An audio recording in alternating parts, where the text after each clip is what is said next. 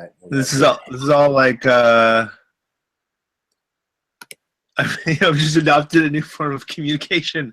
The world is amazing. Technological evolution. Like, I didn't have to go to university for this. I followed a tutorial. Here I am. Communicating across the world and broadcasting live to everywhere, to nobody who knows that we're on right now. But here we are. So what's the deal? So it like it gives you a video on YouTube at the end of it, and you can download that or do whatever you want with it. Is that the idea? I believe so. I believe that's the idea. Is like it's just both. It's both of us. I'm trying to figure out if there's a way to adjust things like, you know, I talk and then my thing comes up and you talk and your thing comes up, and I don't know if there's additional settings in terms of like I know that there's both be up at the same time, or I know that you can control that for yourself by clicking, I believe, on the little picture of me. Yeah, but I think that only makes a difference if you're in a group. Otherwise, it just always shows the other person. Oh, Byron Go presented you to everyone. You're presenting me, Byron. I don't know what's happening there. I'm like, what does that mean? This means it's just all you. That means it's just all you. Okay, I get it. All right, well, cool. I'm just happy that we're recording. I think. Wait, I can share this, right? I'm like, I'll share this on Facebook. This is like the true like taking imperfect action kind of stuff I can get behind. I hate, or I don't hate. I just have like a whole like, you know, set of misgivings and complaints about just taking action for the sake of taking action. But I feel like rapid iteration for something that you truly care about is totally justifiable. Or like I feel like I can like fully own that. Does that make sense? I mean, are we still talking right now? You're not. It does.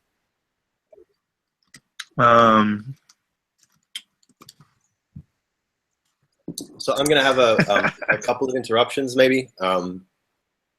It's like a standard day in Bali, so the gardener might come in and like just decide to water everything around me.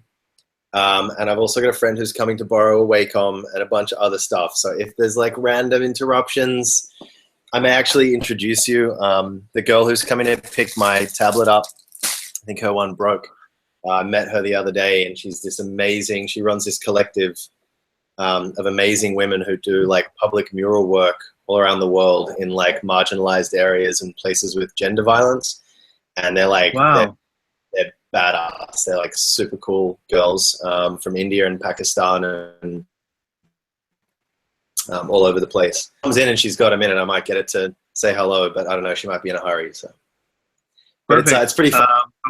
Like giving people directions in Bali is like, you know, go drive down the path until you reach the palm tree, and you know, turn left at the rice field and hang a right at the, you know. So I might get a message from her saying like, you know, I'm in a right somewhere within like 3 kilometers of your villa. Can you come and find me?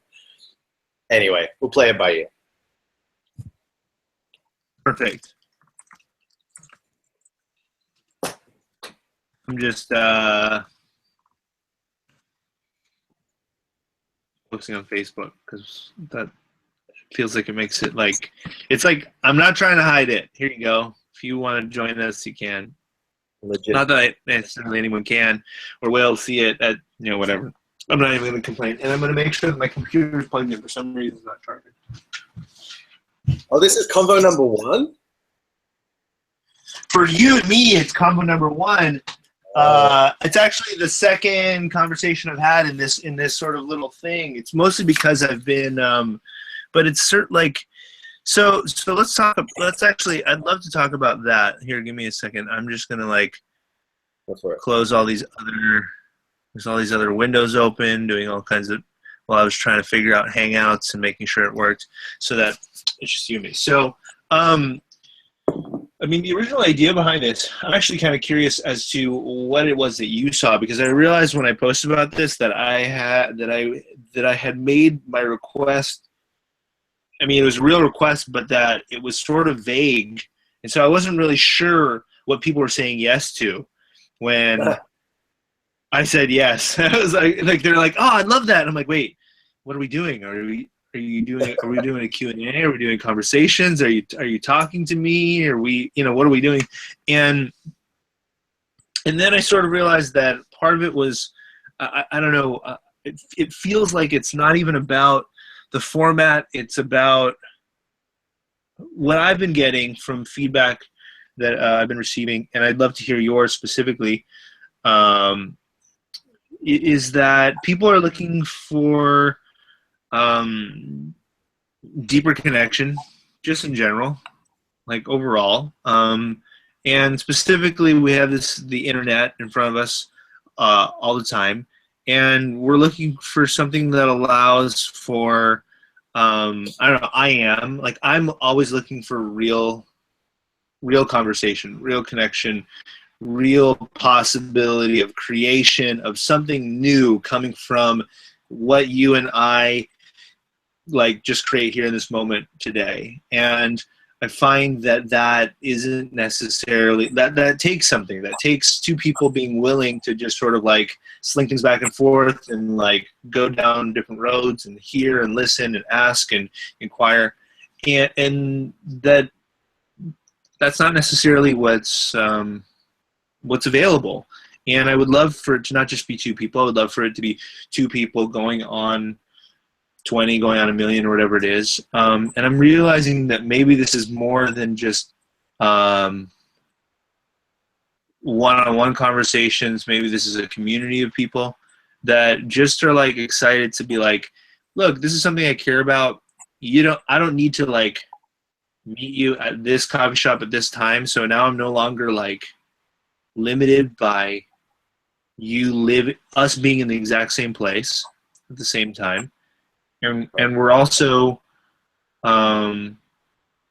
able to do it like, so we're not just limited by time and by the physical space anymore, but that we still want the depth of that connection, and even maybe even like the synchronistic like happenstance of it.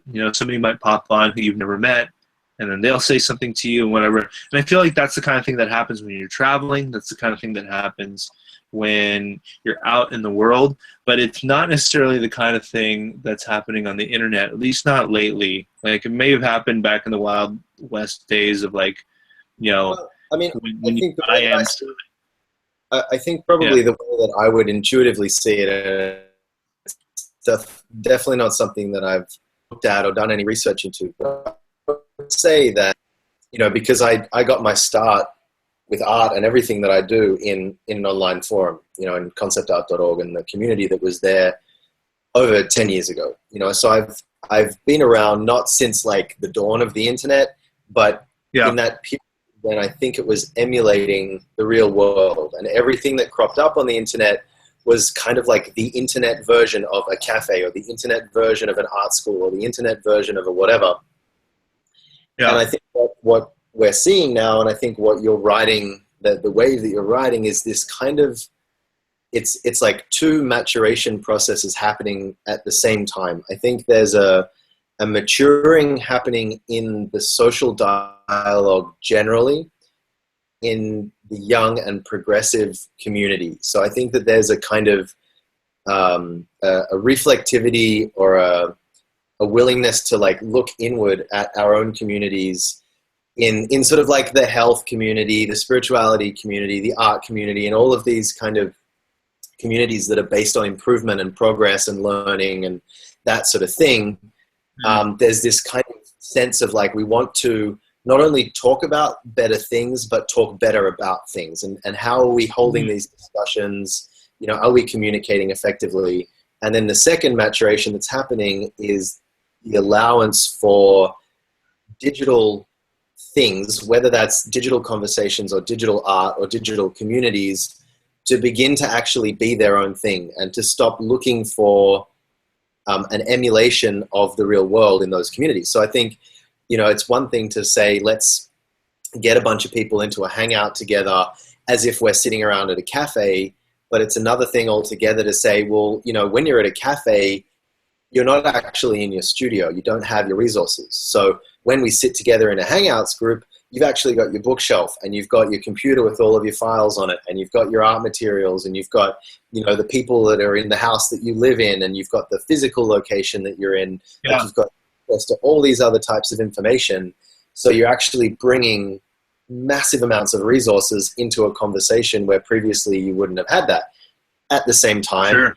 You don't have body language, you don't have body contact, you don't have that kind of intimacy. So it's allowing it to just be a brand new kind of thing. So it's an experiment in what kind of dialogues can we have in this format that we couldn't have any other way. Well, that's it. I think that we're seeing the same. We're seeing, I don't know what your Facebook feed looks like, but we're seeing it. I'm seeing it on my Facebook feed where we're like reaching for, and by the way, thanks for just like sort of interrupting my ultra long monologue that would probably go on forever. We're seeing these,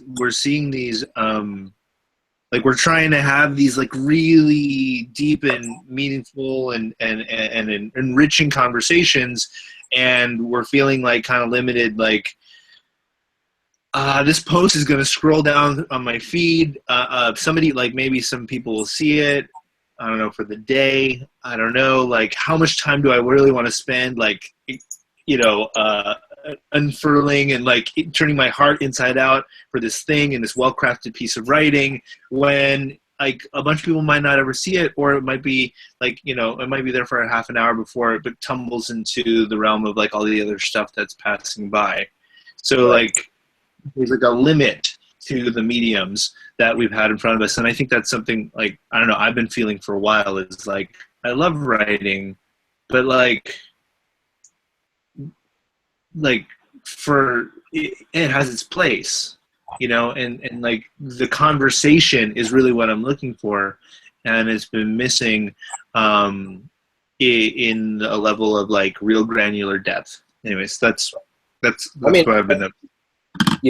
This is like early stages for a project for you that doesn't really have a lot of definition, which is great, but I could see it going in all sorts of directions where you combine your love of writing with this, and you go, like what are their reading habits now? What's the purpose of a book or an article or a post?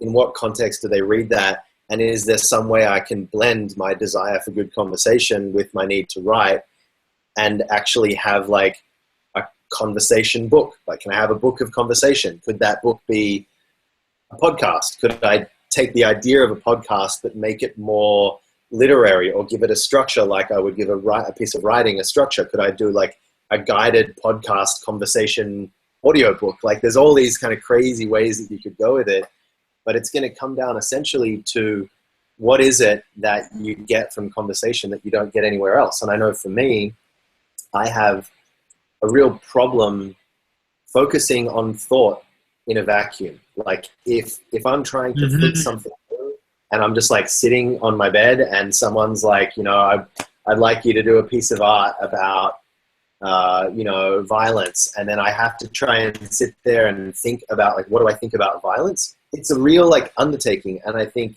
you can go into a lot of depth thinking on your own, because you can get like 100% that like, there's not even a question of embarrassment or boundaries or anything like that. Like you can go all the way into your childhood, into your issues, into your, all of that sort of stuff.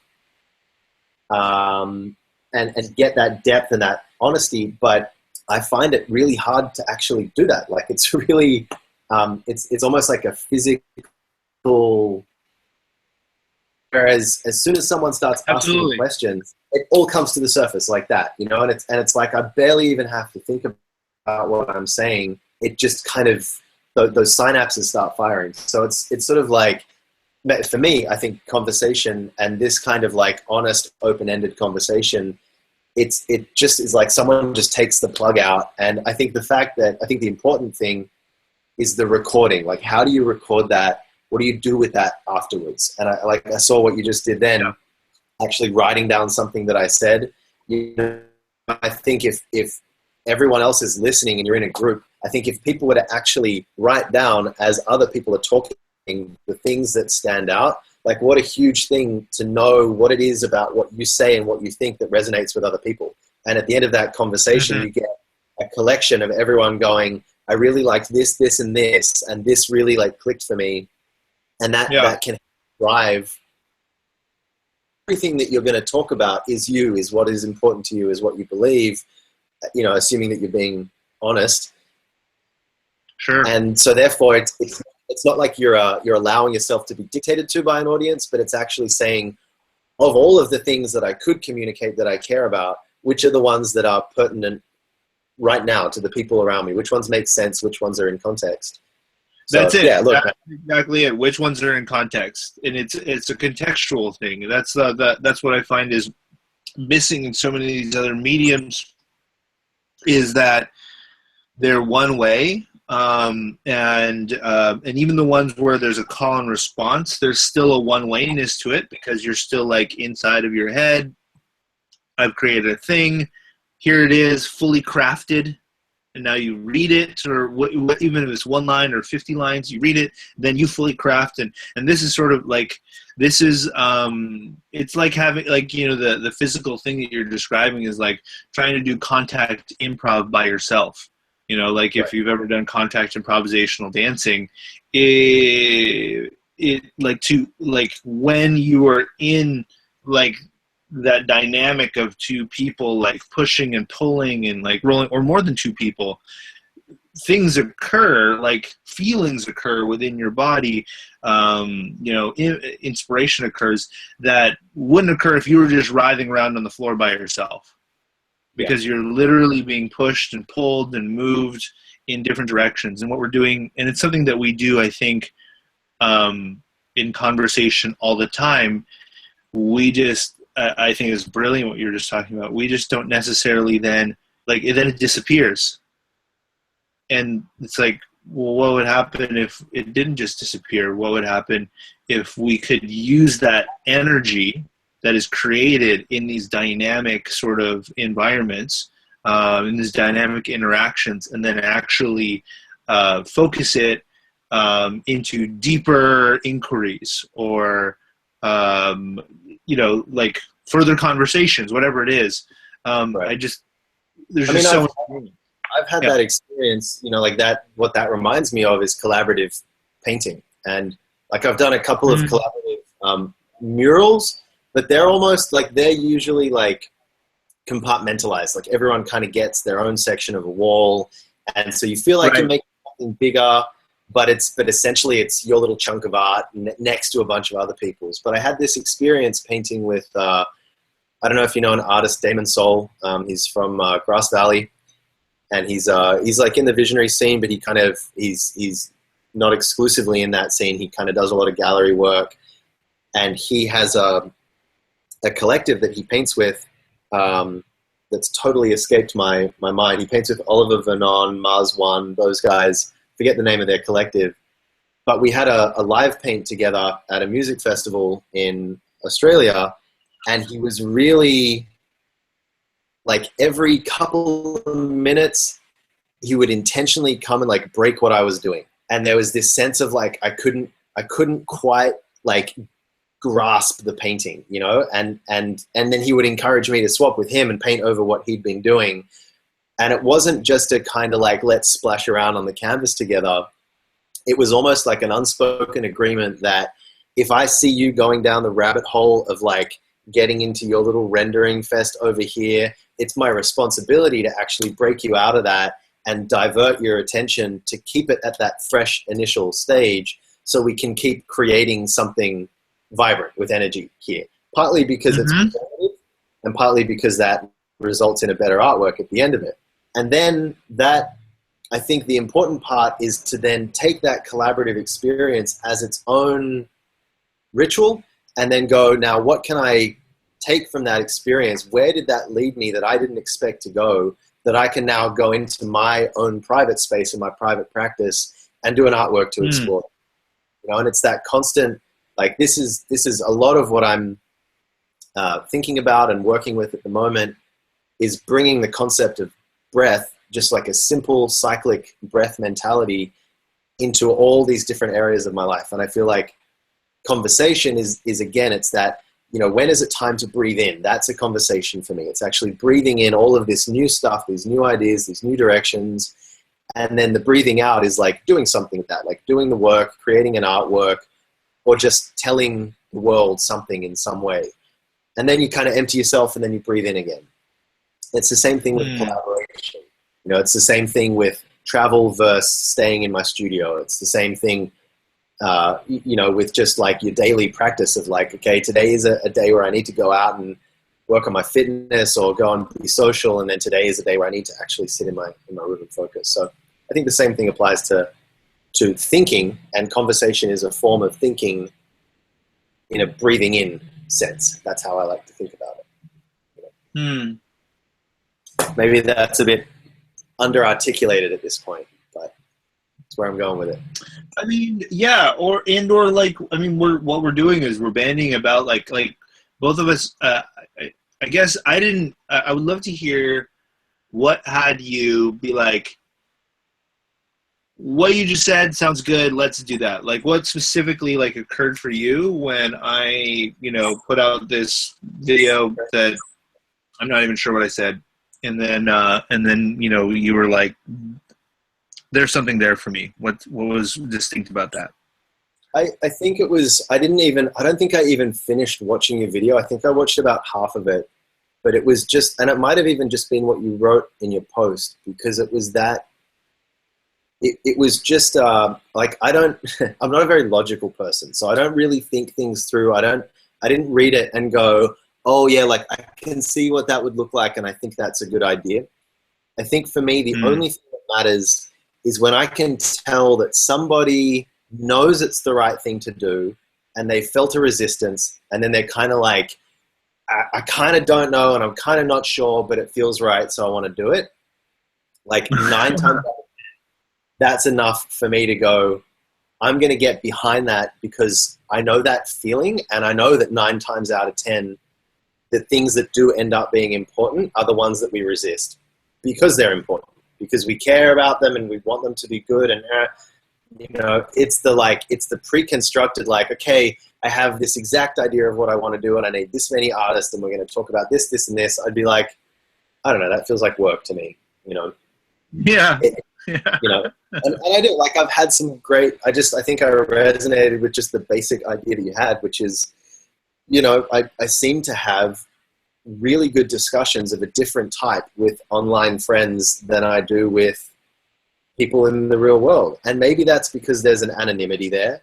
Maybe it's because, you know, we are physically disconnected and we don't share a social scene. We don't share a physical location.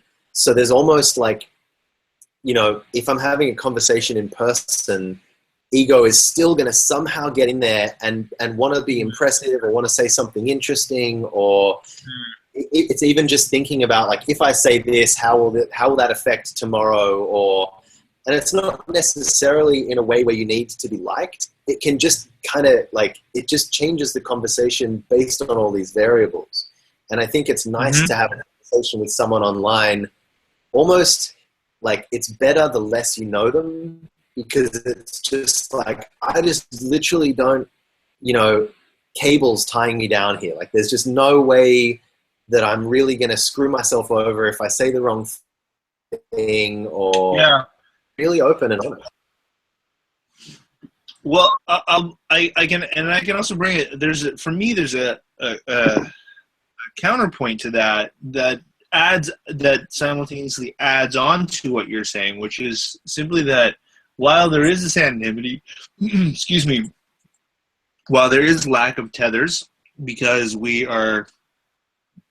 after we have this conversation, we don't have to like look each other in the eye or like wonder what's going to happen next or whatever it is. We get to like close it and like have it be like complete.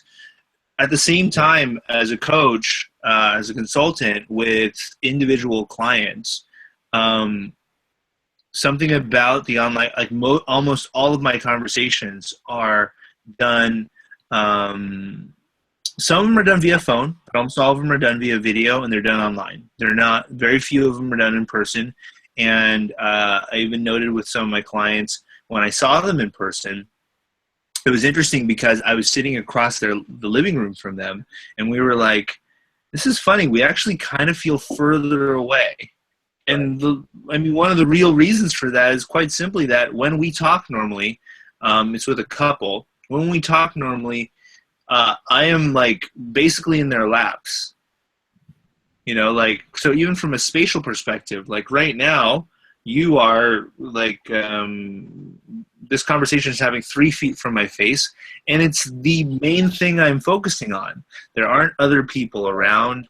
There aren't like all these other things going on. I'm not like wondering about the waitress or the bill. Like I'm in my bed. So like there's this ultra focus that happens simultaneously. And I think that so there's this beauty of both like, and I think these are just parts of the internet, parts of this medium that, I don't know, maybe they're being explored by people, but not from the perspectives that I've seen them, right? Mostly I've seen the internet or I feel like I'm like old and dated. I'm like calling it the internet, you know, but mostly I've seen these kinds of communications be used as marketing tools and such. And like, there's just all of this room, like true collaboration. I'm so excited for true collaboration where like, you know, but true collaboration requires trust, you know, because there's a letting go of how you thought it was going to go to intertwine with, you know, and then dance with what somebody else is bringing. These are things that like, I mean, I feel like for the most part, the internet has been been used in a traditional media way, which is sort of like a one-way, you know, sort of like content creation, content consumption.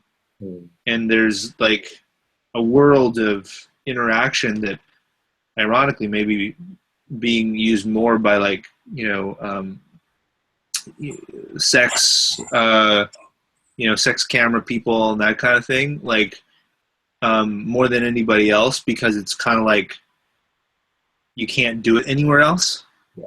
If that makes sense, right? Like it's hard to like find somebody who's gonna, I don't know, stick a bottle up their butt or whatever it is in real life, and so you can find it on the internet and you have this intimate relationship.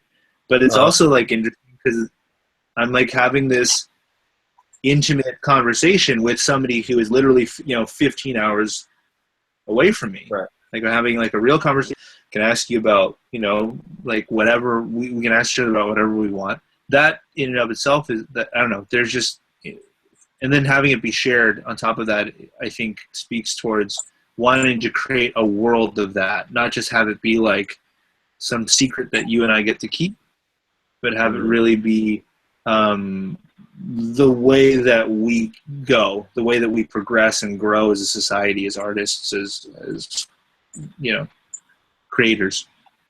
Yeah. I mean, I think the question is, you know, when, and it's the same question that you would ask in a, you know, physical conversation, which is when are we chatting? When are we collaborating? You know, and is there a divide? Like, is it okay? Like Byron and I had a chat, you know, on the 7th of whatever month we're in, June. And, you know, and then 6 months later, we decided to do this thing with the group and we'd get everyone involved and there's things, you know, or like, yeah. Where can we make this online world feel, I think that's what it is. It's like, it's not actually about this conversation that we're having and what the technology can and can't do. It's about the fact that it can't happen accidentally. You know, it's sort of like we can't just bump into each other on the internet like you bump into someone at a cafe or walking down the street and go, hey, let's go and have a chat. It's yeah, like it used to be, right? Like that was one of the beauties of it. I don't know if you were ever around that point or if you were online at that point in time, but it used to be that you could have like a real conversation with a real person who you'd never met before. And it feels like at this point you're just like, I don't know if you're trying to sell me something or if you're a robot, so I'm not even going to try. Sorry, So I like, derailed that. you have any like sense of anything, like even if it's just a half-formed idea of something that you could see as an outcome of this beyond the catharsis of conversation and beyond the exchange of interesting ideas and the sharing of that? Like, do you have a vision of, or even just an inkling of something that this could turn into? Did you start with that, or? Yeah, well, I mean, this inkling has been like sort of evolving. At first, it was like, so mostly I have these intimate conversations with people that are recorded but are not shared because they're intimate and they're personal. So how can I have intimate and and personal conversations that are shared, because really the things that we end up talking about end up being human things. They're not just like this one person, but they're real things that real people deal with. So the next step was like doing this, and then maybe there's some Q&As or something that go with it that are more like based off of whether or not personally developmentally based, whether or not it's within your artistic expression or if it's in your ways of being. But I think, so this is something I find from going to, say, something like Legendary or going to conferences, is these all, every single plant seeds. Every single one of these conversations plants seeds. Like they, and but they're not just like they're not like grass seeds where you're just kind of chucking like thousands of them out. These are like, redwood tree kind of seeds, and they have the potential. They don't all grow, but the point is, like, you don't need a ton of redwood trees in your yard, in the yard of your life, in the land of your life. You're really, like, there's only a few of them that are really necessary to provide, a lifetime's worth of exploration, creation, work, innovation, etc. And so, like, that's what I find is really exciting about these conversations, is the more that you can have of them, the more, and not just me, that I can have of them, but the more of these that can be had, period, the more, like, you end up having these, like, possible pollinations of these beautiful and amazing things that, like, 4 years later, you're like, yeah, we started a company based off of that conversation. Or, like, here's the art project that is the result of that one time when we were talking about that thing. And that's the bigger thing. I'm sorry to interrupt you. No, please. Like, I think to just, like, jump into your botanical narrative, like, I would see it as, like, let's plant fruit trees, and let's analyze, let's just say that we've got a bag of seeds. It's like, you've got a bag of seeds that you inherited from, seed savers, from your grandma. And I've got a big sack of seeds that I inherited. And it's like, I don't know, they all look different. Like, they all look really cool, but I have no idea what they're going to turn into. So let's start planting some of these.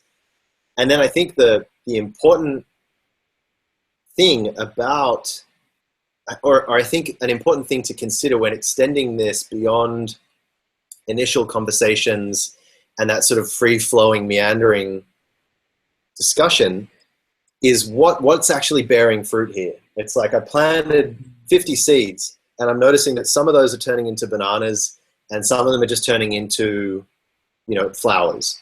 And maybe we don't need flowers right now. Maybe we need some more food. Maybe we need some more substantial stuff.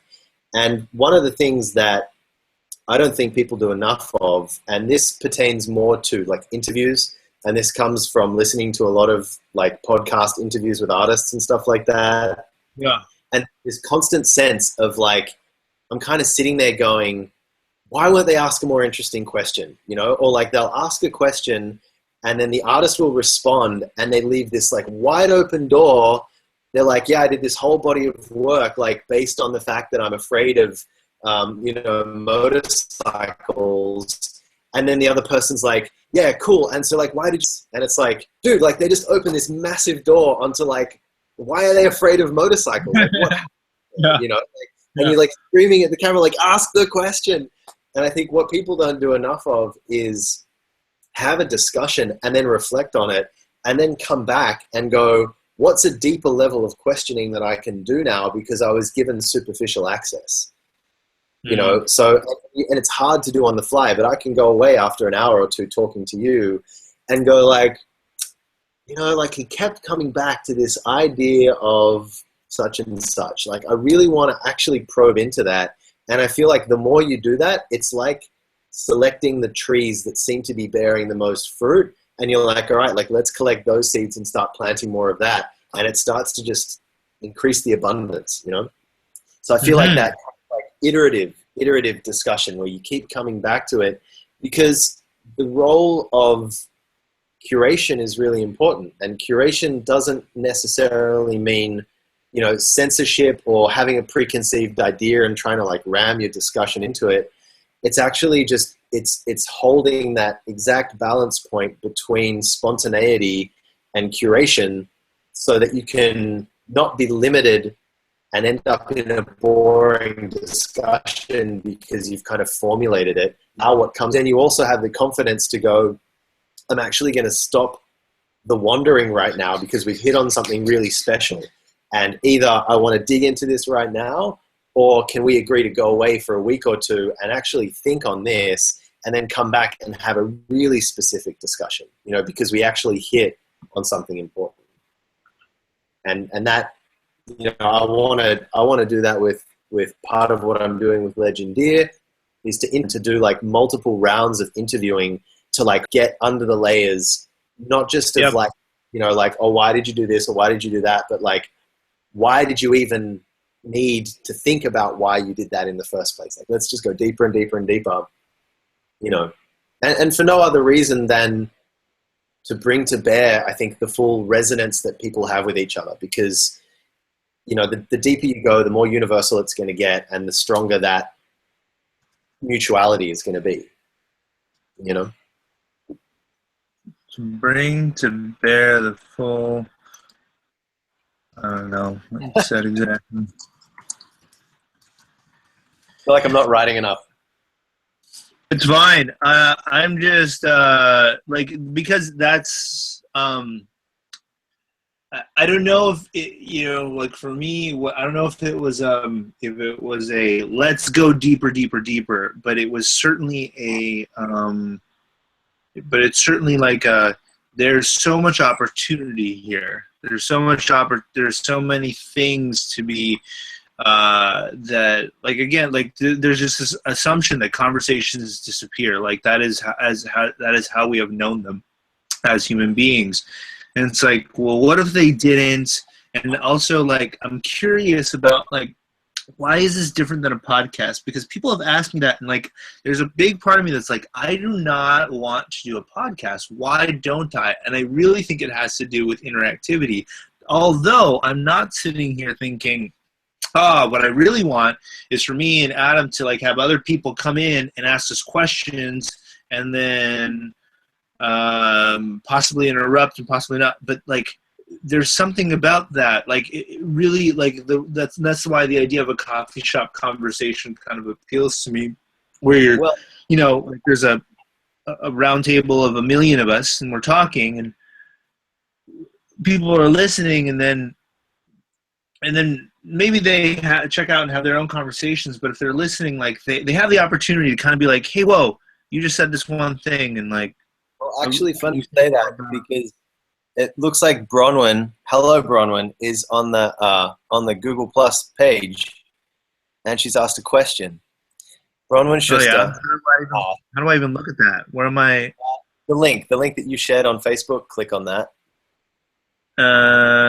I'm like in the actual broadcast, and it seems like there should be a place to take a look at that. There's a Q&A. It says this feature is disabled. Oh, sad. Okay, I'll take a look at the link that I shared on Facebook, and we'll go from there. You know, technological workarounds. I've got to go and drop this Wacom. My friend is lost in the rice fields.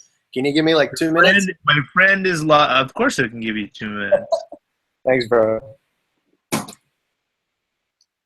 The conversation necessarily has to be the beginning of something, or can it simply be the energy and sustenance?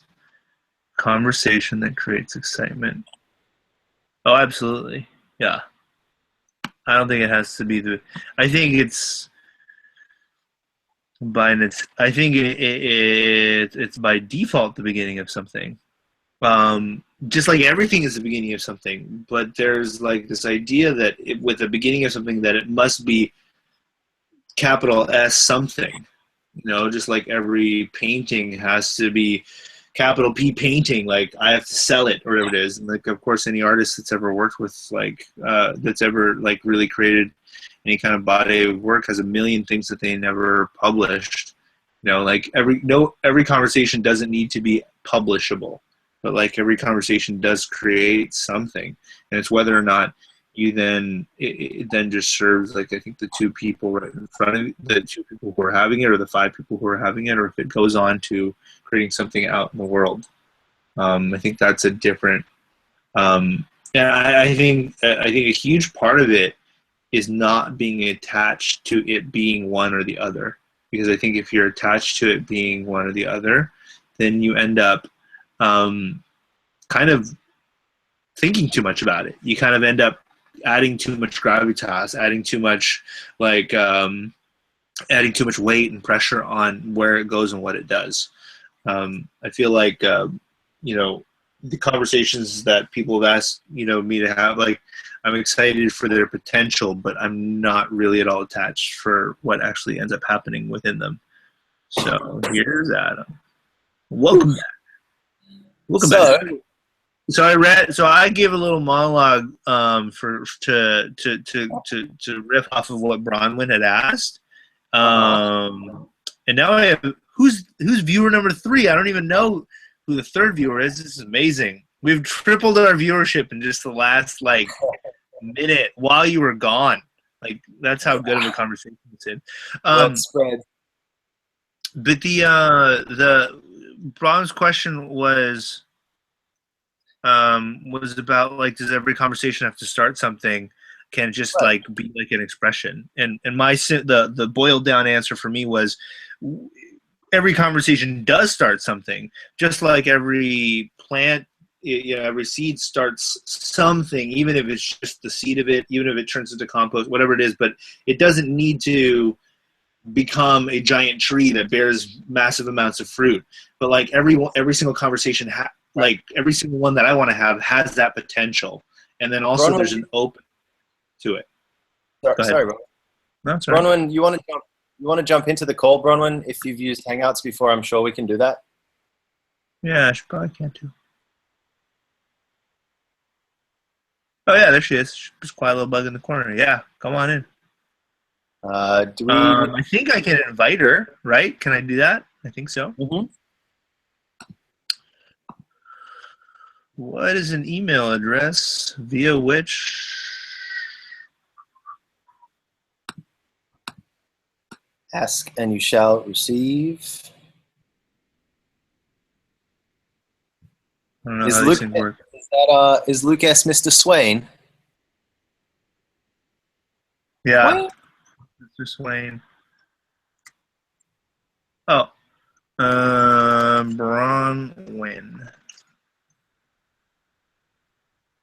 I feel like sometimes that it's even nice to have a partner in the discussion who starts late, because I feel like that almost represents that kind of cutting element that can take things in a new direction. I'd like Bronwyn to derail us a little bit if we can get her in. Yeah. No, we've been. There was an intention to talk to you about Bali in a very normal, real way, because we're actually thinking of going there. But I can also have that conversation with you offline, and I'm not really attached to it at all. Just like in a normal conversation. Oh, yeah. Except we wouldn't be saying I'll have that conversation with you offline. That would be super weird. Well, actually, we would, if you, depending on what facet of the world you kind of run in. That's totally a real way to have a conversation now. Bronwyn, I invited you. I don't know if you're actually if.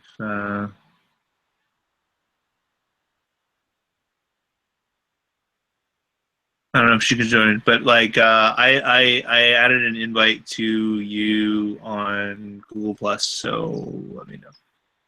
Looks like you're there. Looks like are you here? I'm not seeing any Bronwyn. Well, I see her on Google. When I look on Google Plus, it's like it says conversation with Adam. Oh, here. Technology. Well, I see her on Google. When I look on Google Plus, it's like whoa, and now she's like listening to us. You're gonna need to turn that off, Bronwyn. Technology. Okay. Is this better? When I look on Google Plus, it's whoa, now she's like just like we're in the Matrix. You've successfully derailed. Perfect derailment.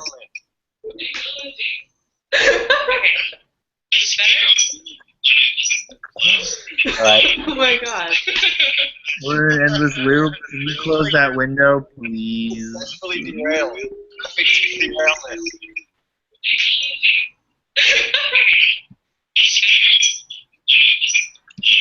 Oh my god. We're in an endless loop. Can you close that window?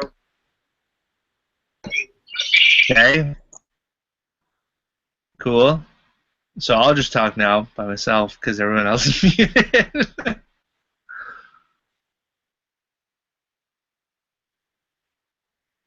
Can you close that window yet? No? I mean, Adam, maybe just pop back in, and then Brown was going to figure out how to close that window, I imagine. Okay. Did I derail you guys enough? Is it? Yeah. Well and truly. Perfect moment to start my second drink. Yeah. Perfect. Did you bring a beverage, Brown? You got to bring some kind of beverage to these conversations. I That was have my 33 acres of sunshine. Is that a beer? A beer? Yeah. Perfect. I'm suitably Balinese with my overpriced coconut water mixed with berry juice thing. Delightful. Raw, vegan, raw, everything. Got water with some strawberry and lemon in it, and some Canadian Club Rye whiskey. That's quite a combination. I like my beverages and I like my variety, so here I am. So Bronwyn, what were you? What did you want to interject with? Well, I was just kind of getting the vibe that it was getting really serious about how conversations have to be the seed of something. But my favorite conversations aren't necessarily or haven't necessarily become anything, but they've been like this energy and this excitement, and I just get all excited talking to people and hearing their stories and ideas, and that feeds into whatever I'm doing. So that was kind of my interjection. So do you like? Is that? Could you really say that that's an excitement that isn't attached to something that relates to what you'll do after the conversation? Like, is it just a pure, like, I just absorb the good vibes of the fact that other people are excited, or is it that it's actually triggering thought in you? It could be both. I guess it's circumstantial. Like when I think of just listening to you guys or other previous conversations, some of it has been like someone said something which has triggered something related to something over here. It's a small chain reaction. Which also like increases the excitement. So I'm curious, like, how... Go for it, Byron. I was just to say, like, how is that? Because I feel like that's the kind of thing that can easily happen in a podcast, right? Like, there's two people having like a really good combo, and then you're like, oh, that's cool. Wow, that makes me think of this. I'm gonna apply that to my work or what have you. How is it distinct in something that I guess is live that you can interact with? Is there a distinction between the two? or is it just basically like with one you can interrupt and with the other one you can't? I think that's the biggest distinction, because I've listened to podcasts that have made me just excited as conversations I've had. Granted, those conversations are mostly me listening, because that's what I do more than talk. Mm. So I don't know if I'm the greatest person to say something about that. I'm a listener. Except today. Hmm. Well, I mean, I think that's a really cool. I'm going to use the word distinction again. Is that sometimes you want to be the listener, but like as Adam and I have been talking, sometimes being the listener gets you exactly gives you inspiration, activates you, turns you on, what have you, and sometimes. But sometimes it's like being a part of something that does it too, and so there's space for them both. And I feel like right now the landscape is really full of one of those things. Basically like things I can listen to and consume. But there were very few places wherein I could actually engage and be engaged with, wherein my ideas could not only could I gain new ideas, but then they could then be riffed with somebody else's thoughts and excitement and emotion. Yeah, definitely. Like there's a lot of stuff online. There's a lot of people things, Yeah. and there's not a lot of room for your voice, because as soon as you put your voice out, you're just drowned in with the rest of the stuff. So where's that collaboration between here's my thing, here's your thing, let's connect. Yeah. And I think where's real? Yeah. Before, around the idea of curation, and I think that it's like a good someone who knows how to organize an event well. It's like you need some kind of commonality, some kind of intentionality to bring substance to the discussion, but you don't want to just provide a one-way content stream. And I feel like the kind of interaction that you're talking about, where I do see it happening, is usually behind a paywall for, like classes or, like the Ideation Lab Live thing that Sterling and I are doing together at the moment, because it's a natural in there. What kind of questions are they going to ask? Like, it stays on topic, and I think that what happens is we try and have an open discussion, and then it's like, but how are you going to do that with 500 people talking about whatever they want? Like, it's not that it's going to go in too many directions, it's that it's not really going to go in any direction, Totally. because people are going to be kind of too nervous to take charge. And that's the job of that principle of curation, whether that's a person or a topic or whatever, to actually just go, okay, I'm seeing a lull in this because there's no hierarchy, and someone's got to kind of go, okay, let's all rally together around this little bit for a while, and then we can wander again, Yeah. And that was the thing about Legendeer is we didn't really even have, it was so uncurated to the degree that we didn't even, most people didn't even know whether there was a topic or something they were meant to be thinking about, or what exactly is Legendeer, why are we here? But it was enough that it was a thing, and it could stimulate, if nothing else, a discussion about what exactly is going on here, And those discussions kind of turned into an answer to that question and their own thing and all sorts of other things, But at a certain point, you need to go, all right, I'm seeing a thread here. Let's pick up on that and do something with it. I believe, and that's not about saying every discussion has to lead to a big idea or a big fruit or whatever. It's just saying that, in order for that discussion to, I don't know, maybe it doesn't need to do anything, but I think it can. I think that can be what you do with a conversation. There has to be an idea for a good discussion to exist. Yeah, and I think we're testing the limit of how little or how unspecific can we be and still have a good discussion? And does that lack of a topic or lack of specificity lead to more depth, or does it lead to just kind of aimless wandering around? And I think like that's why I came up with that idea of like two radically different types of conversation treated as parts of the same process, which is like, let's wander for an hour and then go away and decide which one bit of that we want to specifically like drill down into so we can have breadth and depth in the same interaction. Even if that's just for the sake of exploring. Yeah, and I feel like that's all, again, like you said, curation. That's all a part of, what am I thinking? It's all part of setting the stage so that people know what they're showing up for, because so that they can interact with it in wholeheartedly and fully, however they want to. Even if that's just listening, or if that's even just turning off this particular one because it doesn't really strike their fancy. Something I'm noticing is that we're having obviously a very theoretical sort of meta conversation about topics of things that we will all really care about, and that it's a very distinct conversation from some of the ones that I've been invited to have about people's very specific, like,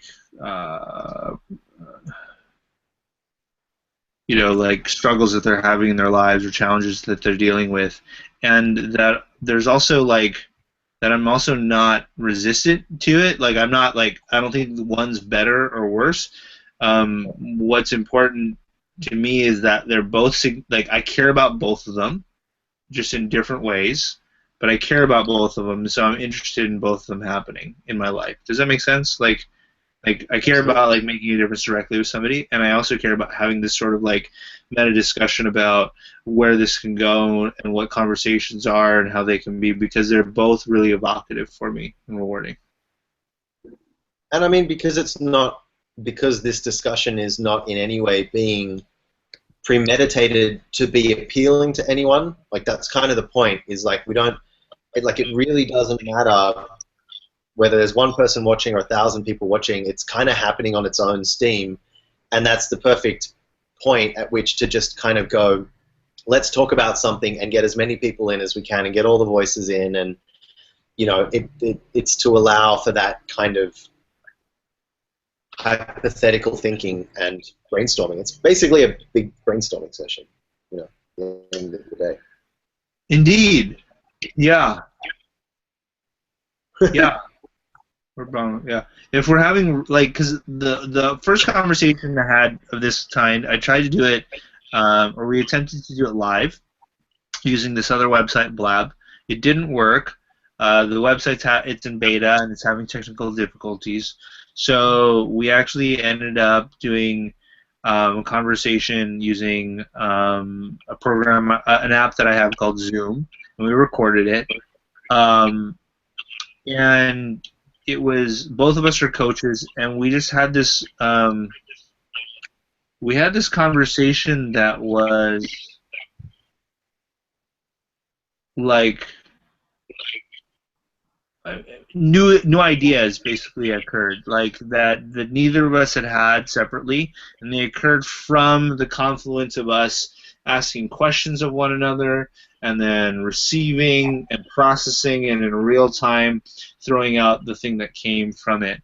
And I feel like that's the and like then on top of that, to possibly add in like other people who are both listening and gaining whatever it is they get from listening, as well as people who are interjecting, that to me feels like,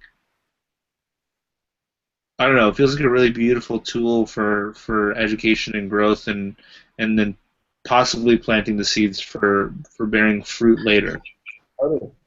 So I mean, we've spoken for an hour, basically with the general gist of like, okay, what's this all about? What are we doing? So maybe we can do like another hour of trying to actually get into some specific questions and actually have those two conversations and see if one kind of gives us more energy. So what, like, do you have any like big burning questions, or is there anything that either of you are like thinking about dealing with at the moment that we can actually dig into? Yeah, I mean, and the same goes for you as well.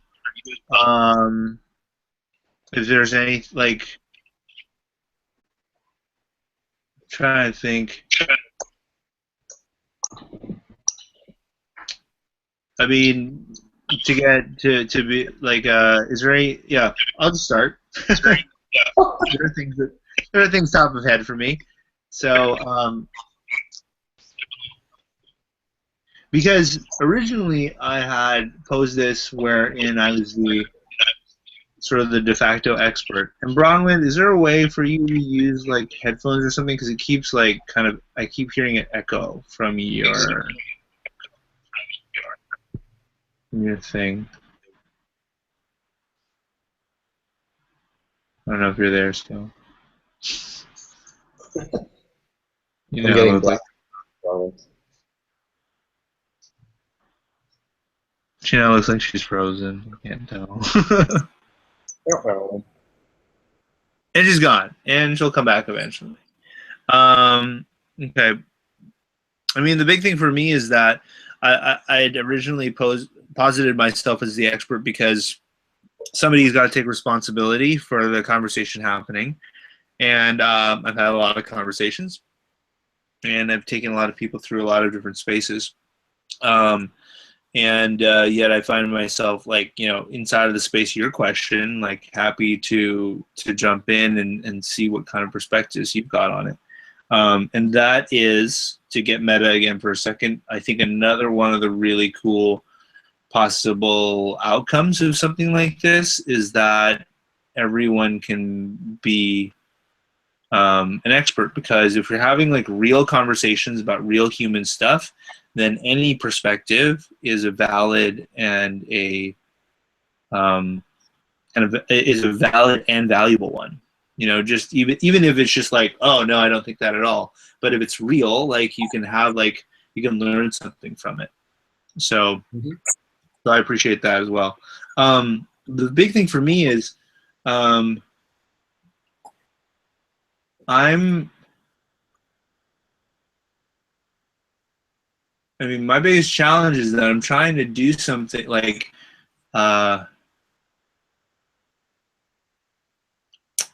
feels like my art is sort of intertwined with the organic creation and living out of my life, and thus, like when I work with clients in a coaching and consulting capacity, I'm doing it in a very organic way. Like they tend to be a reflection of where I'm at in my life, or where I've just been, and they kind of, and then I tend to attract them and they come. But there's a lack of sort of consistency around that, because it ends up being a very, it ends up, sorry, I'm reading Bronwyn's comment. It ends up being a very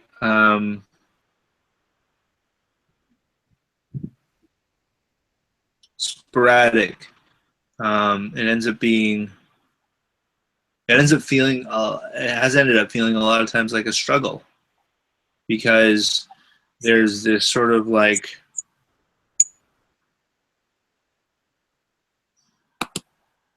I don't know, if nothing else, like a lack of certainty that it feels like is that I've been trained to want in my life, in terms of like having a so-called channel and a funnel, and like this is who my market is, and then I'm going to create consistent work, etc. Except my work has been organically and consistently evolving with each set of people that I talk to, and so like there hasn't been a stake in the ground. And I guess I'm saying all this because, one, you don't necessarily, like, you have very little context for me, Adam.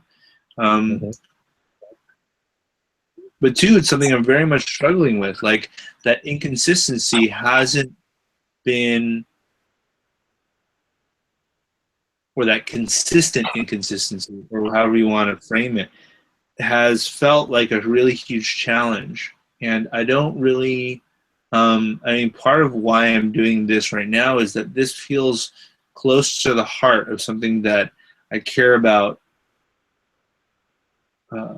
putting a stake in the ground in, or like putting, investing in. I don't know. I feel like I'm talking a little bit like in too big terms, like the terms are both like too broad and too vague, and simultaneously like really specific. So chew all that up and like give it to me in a sentence. yeah.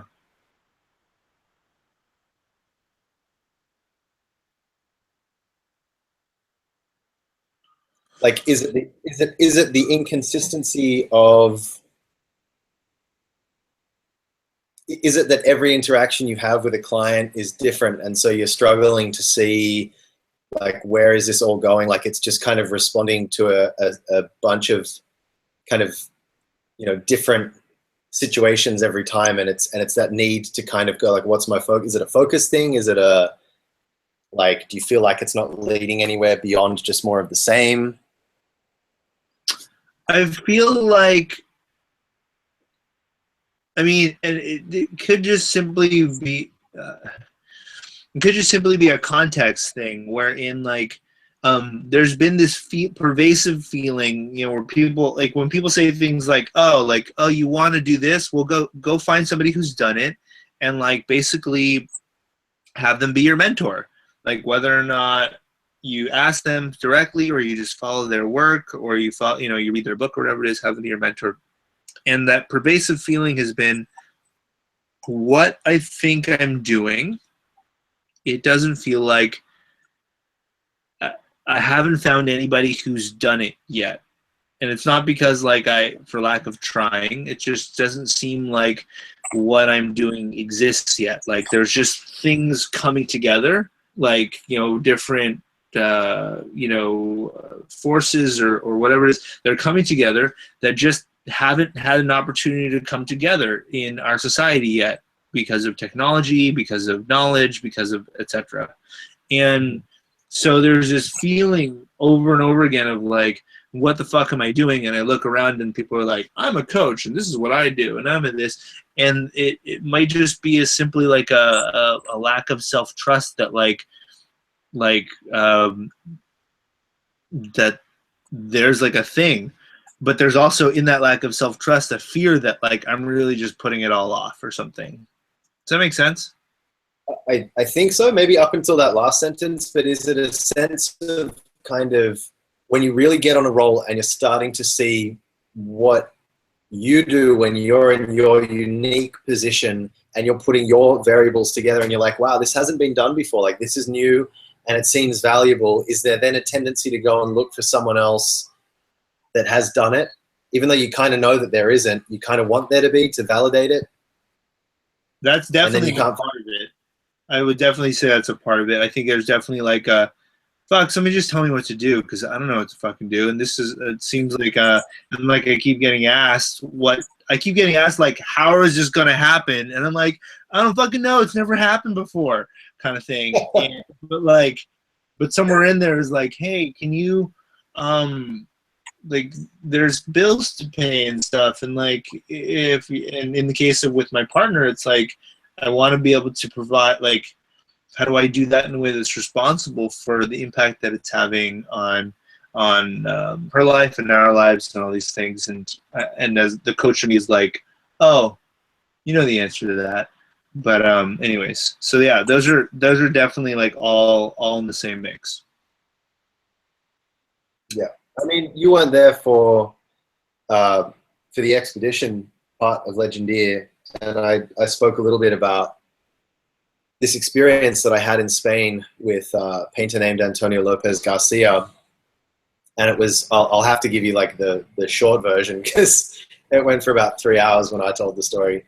But like it came at, and Luke and Bronwyn might remember that, but it came at the end of like this massive like trip through Spain and essentially at the end of like 8 or 9 years of kind of like saying that I didn't really care and you know, I was just kind of doing my own thing. But really what I was doing was this massive, constant, like almost 24-hour like positioning system. It was like, I'm always looking at something and having an opinion and deciding whether I like it or I don't like it. And does that kind of where I want my work to go? And like, it's this constant triangulation of just a little bit of this guy plus this guy plus this guy, but like different and better and something that no one's ever done before. Like they'll be my foundation, but I'll do something totally unique. And it was this like mad process.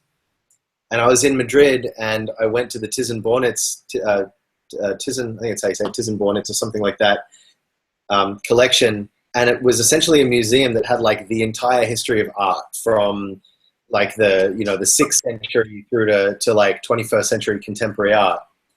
And I like gravaged, like reverse gravaged myself through the museum, like just pushing myself through this museum. And I don't like medieval art. And there's that whole like 10 centuries of art that I just never really learned to care about. But I was like forcing myself through every damn century of like Catholic religious art, you know, like through the 18th century, the 19th century, the 20th, 21st. And I got to the end of this experience and I just kind of, it's like I was waiting for something in all of that symbolically represented all of art history to like jump out and be like, it's this, like this is what art is about for you. And nothing did. And I sort of like, it all collapsed on itself. And I left that building basically like really honestly feeling like, I was like, that's it. I've been looking for a purpose to art for so long and there just fucking isn't one and I'm over it and I'm not going to be an artist anymore. I give up. I'm going to go and find another job. The next day, we were going to leave. I was with my girlfriend, Paula, and we were going to leave Madrid. And she reminded me that I'd really wanted to see Antonio Lopez's paintings and I hadn't had the chance to do it. And I had this address that another painter, Belluccio, had given me in the back of my sketchbook. And he'd said, this is where you can go and see some of Antonio's paintings. And she was like, I think we should go and see the paintings. And I'm like, oh, well, you know, I'm not an artist anymore. I'm not a painter. Let's just leave. And she was like, no, I really think you should. So I was like, okay. And we put into the GPS and we started driving. We're driving along and I'm seeing like the city buildings are getting like shorter and shorter. And like they're further into like suburban houses and then like the rolling hills start. And I'm like, this is a really weird place for a museum, you know? And the GPS is like, you know, next left and you're at your destination. So we turn into the street and we pull up and it's just like a bunch of houses. And I'm like, that fucker, he gave me his home address. So we turn up. Antonio Lopez, who's like, I don't know if you know his work, but he's basically the father of this whole school of painting in Spain, like this new Spanish realism thing. He's about, I don't know, he's about 87 or 90 years old, something like that. No. So he's a genuine living master painter. And so I like knock on his door and he invites me in and we have this discussion and I'm kind of put on the spot because I didn't expect to be talking to him. So he's kind of like, so what do you want? And I'm like, well, I don't really know. And he's like, why did you come here? And so I had to kind of formulate something. And so I told him about the previous day at the museum. And I kind of just like poured my heart out through my girlfriend who was translating for me. And essentially at the end of it, I just said, you know, I got to this point yesterday where I felt like art just had nothing for me. I didn't know why I did it, why anyone did it. You know, we've had hundreds and hundreds of years of war and horrible like shit going on this planet. And I kind of feel like art should be the thing. I just don't have a sense of how it's meant to do that. And so I said, you know, you're 90 years old and you wake up every day and you paint. There's got to be a reason. Like if you of anyone on this planet have to be able to like give me an answer to why I should be an artist. Like, what is the point of all this? So I said, what is the point of painting? And he took a moment and he kind of smiled and he had that like, oh yeah, I've been exactly where you are kind of look on his face. And then he looked at me and he said, art is pointless. And I like collapsed. I was just like, it was just like the ultimate confirmation of what I'd felt the day before. And I just felt myself like sink into the couch. Like I need a fucking answer. And this, of all people, this person couldn't give it to me. But he kept looking at me and he waited and he watched me like sink into the couch. And then he said, art is absolute freedom. And the cost of absolute freedom is for you to follow. And that... Sorry, it froze for a second. He said, the cost of... Art is absolute freedom. And the cost of absolute freedom is that there is no path for you to follow. He said that in Spanish.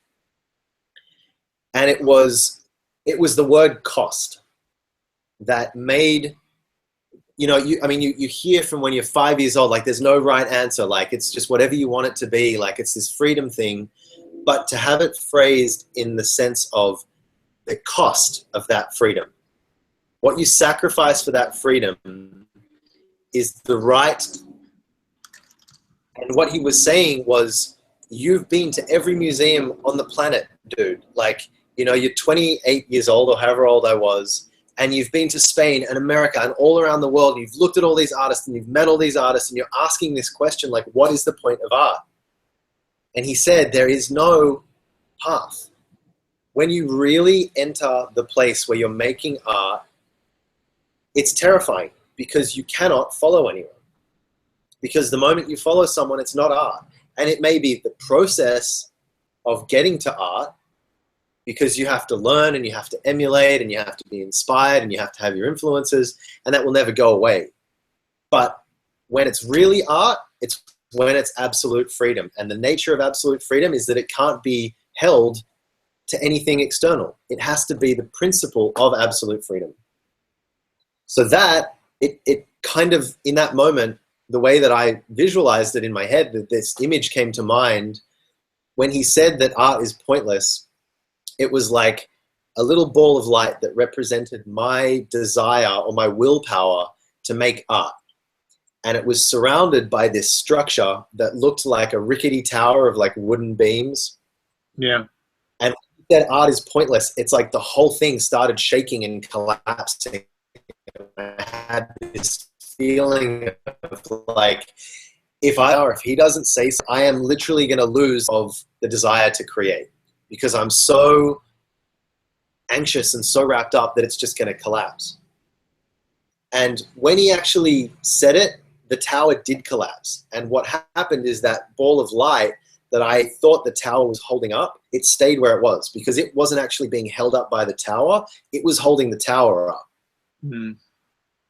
And so I was left with this pure like desire or feeling of like will to create without any structure around it. Mm. And that was just a flicker of a moment of an experience that I can only recall intellectually now. I can't make myself feel that again. But that the principle of essentially, you're in the right place when there is no, like when the path that's in front of you runs out and you come up against the end of the dirt path and it's just a field, and it's like, no matter which way I go from here, it's a field. Like I'm going to be making the path, and that's scary. And people expect that to be some kind of epiphany moment where it all clicks and it's like, yeah, now finally it all makes sense and I know exactly what my unique style is and what I'm going to do and how I'm going to contribute to the world. It's like, no, it's not like that at all. That point is the beginning, and it's the scariest point because it's the first time in your creative life that you can't fall back on anything. Mm. You can't go, well, I got a really cool idea for a painting, and I can look at Phil Hale to kind of like get a sense of how I'm going to do the figure. It's like, no, every single choice, every single element of what you're about to do has to come from within. And of course, within includes everything that you've taken in and osmosed from that world. Yeah. But it's what is inside of you is now you. There's no external, extrinsic support, anything. And it's terrifying, and at the same time, you know that no matter what you create, as long as you're doing that earnestly and enthusiastically, it's going to be amazing, because it's just something that you've just fucking ripped out from the inside of yourself and made. Like, what an amazing feeling. It doesn't fucking matter what it is.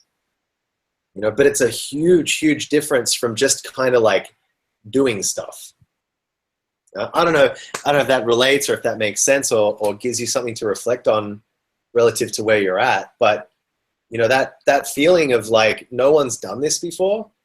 You know, I have that sometimes when I'm working on Legendeer, and you know, we're like trying to hunt for instructors or places to do the event, or it's like looking for artists who are doing what we're talking about, and we kind of come up against this thing where we go, no one, ourselves included, is at these boxes. And Sterling and I kind of look at each other and we're like, fuck, like that's because no one is doing it. Like it's a new thing.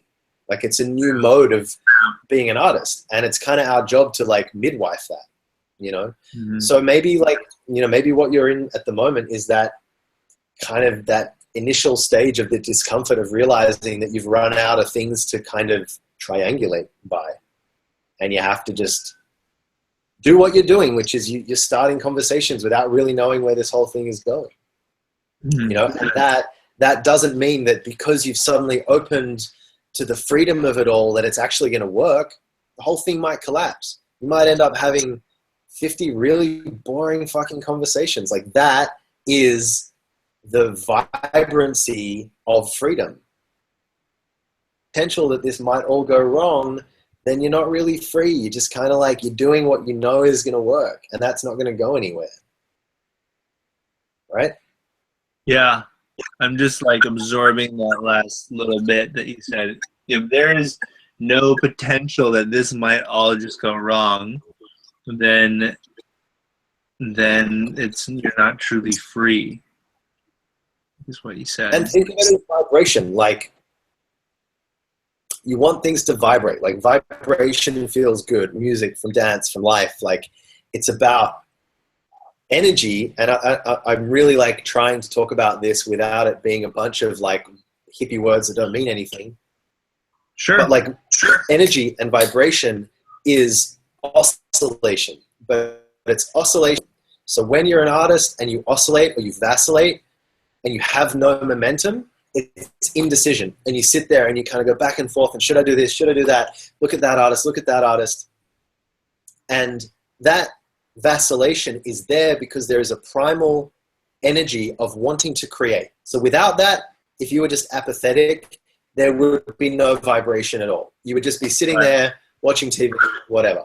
And so you start to vibrate and you're starting to like bounce back and forth between these things, but there's vibration without momentum or without movement, without motion.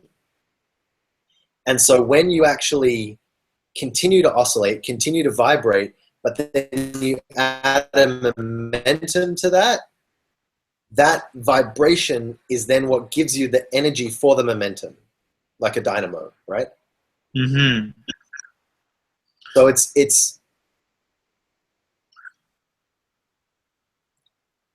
the vibration I'm talking about here is the oscillation goes from like this positive influence and oscillating between two external reference points to the vibration between potential for success, potential for failure. And the greater that vibration, the greater that frequency, as long as you and let that crush you, because the potential for changing the world and the potential for utter failure are fucking powerful things. And so if you just like sit there and you just like let that like crush you, you will die, you know, or you'll just regress back to, okay, external. Like that was too hard. That was too fucking real. So I'm going to go back to like that coach versus that coach. Do I like that method or that method? Yeah. But if you maintain that vibration between absolute failure and absolute success and stay in the midpoint and then go, now move, then that vibration, it's kind of like a, you know, if you can imagine like spinning like poi or something like that. It's like if you just like start spinning, you're likely to get hit. But the moment you start kind of like moving forward while you're spinning, it's kind of like, okay, now it's like, it's an oscillation, but because I have this momentum, it kind of like keeps it in control, you know, and that the swinging becomes the movement that actually carries my body forward. And that oscillation is providing the momentum for my body, for that core to actually work within those forces. and then it's not going to crush me. It's not, they're not going to hit each other, and weird flaky analogy, but it kind of makes sense in my head to think of it in terms of physics. That freedom is freedom in movement, vibration in movement, that oscillation, like latent energy, like the potential kinetic energy of something being turned into, or the potential energy, sorry, being turned into kinetic energy. And then, forces actually accomplish. Well, and when you do that in a way, I mean, you could look at different things when that's done in a way, when that's done with clear direction and as you said, momentum. You end up with things like, two things that come to mind are like a motorcycle and an axe. A motorcycle obviously has been engineered for such a thing, but the faster it goes, the more stable it is, right? The more that you take this energy that's just sort of like, if you just rev a motorcycle, it's basically rattling itself apart in a way. But if you take it and it's built well, then it's resonating to have it go to be super stable and to propel itself forward. And then the other more natural analogy for me is just as an axe, right? If you just have all this wobbly energy, you don't cut at anything. You bounce and you hurt yourself, and the axe goes willy-nilly and it, cuts into your foot. But when you take that, like all of this sort of almost wild motion, but then you give it a flow, then it just cleanly splits the wood, and it's done. It's not even working. You don't even have to work hard to do it. I think the motorbike is almost a more potent thing, and maybe it's because I've been riding one around Bali, but it's like freedom is like the first time you kind of get on a bike on your own, and you're afraid to kind of take it anywhere, and so you kind of like slowly start to kind of like hammer on a little bit. Like if you keep going slowly, if you don't create momentum, that shit's just going to like wobble and go all over the place, and you're going to fall. And it's like, man, this thing is dangerous. And you get this idea in your head that wobble at 100 miles an hour is like instant death. And it's like, no, like by the time you're going 100 miles an hour, there's no more wobble. And that latent, like the heaviness of the machine and the power and the engine and the weight and the fuel and everything is becoming the thing that's actually keeping that momentum happening. But the moment you like slow down and you kind of don't really know where you're going, and it's just like, it's done. Yeah. It's really interesting here. There's this kind of like, there's this thing that happens every time I come to Bali, because I'm always living out in the rice fields, and the houses in the rice fields have these really narrow, bumpy cement paths with like drops usually on either side, like down to like the irrigation ditches and stuff like that. And so there's always this experience of coming back, being away and not riding a motorbike, and having to get used to like trusting that again, because it's like the moment you freak out and you kind of like swerve away from the edge, like you're kind of done, and you're going to end up in the ditch somewhere. And so there's that, it's like, I know how to do this. I've gone on paths 1/10 of this width, but there's this kind of nervousness that comes back after a year of not doing it. But I know that I have to actually just accelerate to straighten the bike, to stay on this path. And there's like a trust process. And then after a week, you're kind of used to it, and you're cruising around, and you can do all sorts of crazy maneuvers on that bike. And that is kind of like that same freedom in art. You lose it and it'll go away. And for a period of time, you won't create, or you'll have projects that you have to work on, or you'll be doing something else, and you'll lose that feeling of trust and freedom.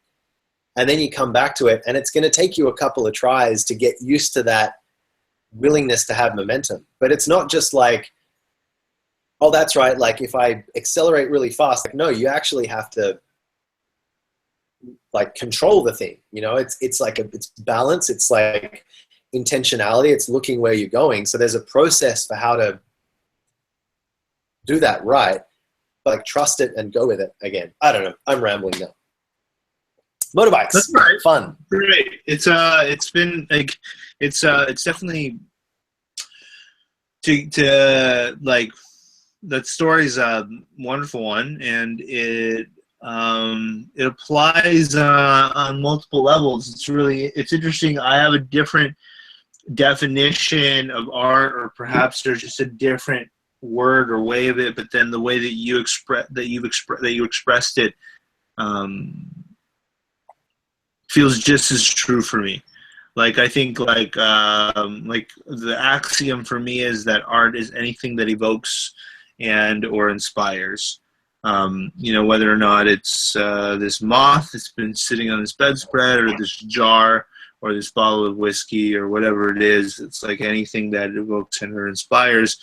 And then thus it's within the eye of the beholder, or the psyche of the beholder. I get to say whether or not this is artful, or whether or not this is just something I'm drinking, or whether or not this is artful, or just something that I'm going to squish with my hand. So why do you bring the word art into that instead of just this is a meaningful thing? So the interesting thing that I feel, I think that's exactly what I said, is that art is a meaningful thing. Like anything that's meaningful, right? It evokes or inspires. You create a meaning. So, but my question is that anything that someone has created that evokes or inspires, or could it be a tree, for instance?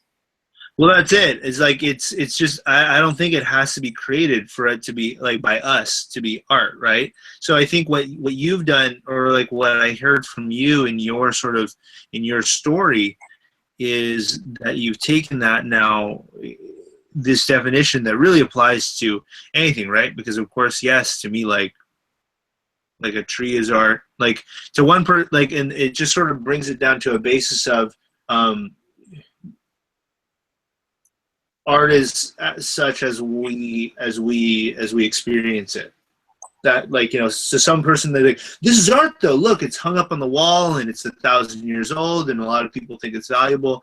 And honestly, if I look at it and I get nothing from it, then it isn't really art to me. Like, you can argue it on some kind of social scale or whatever it is, but like that's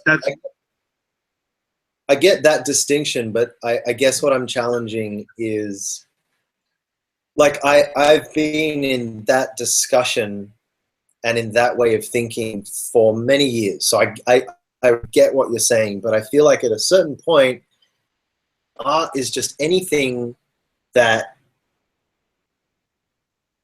inspires or evokes in you, including the natural world, including things that just have occurred as a part of the natural evolution of the planet. Then it's like, yeah, like that's like, it feels kind of like a good idea and it feels very liberating, but then it's like you're making the word art as big as it can be, and it's just then another word for like phenomena. Like, well, anything that evokes or inspires or stands out, like you're really talking about perception, and I feel like that's all well and good, but you're then like, okay, but it might be a people generally to start to think about, in order, I think that modality of thinking serves a purpose, which is to break down the strict hierarchy of what is and is not art. Okay. There's a lot of that's being done, and there is something about going, okay, but now, like, can we have the maturity to make some statements and actually start carving things up again, creating some kind of false hierarchy where something is art and something isn't art, but going, if everything is already art, then really there's no point to any of it.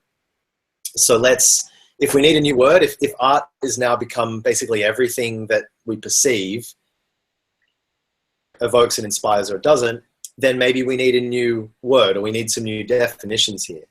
But I think that it's okay to give art some definition with the caveat that this is a particular aspect or a particular perspective on art. And I think too many people get kind of like either wrapped up in a really concrete definition of art, or they just want to explode the whole thing and go, there is no definition. It's whatever you want it to be. It's all in the eye of the beholder. It's whatever you want to see in the artwork. Me personally, like that to me, it just seems like nothing, you know. And I've done a lot in my life around phenomenology and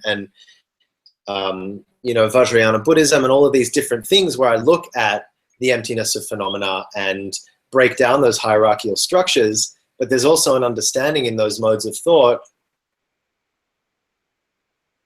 relative truth, and not mingling absolute and relative truth. And everything is illusory and not quite perceive it. Our relative reality has a function. It has rules. Like, yes, we may be living in a dream, but that dream has rules and boundaries to it.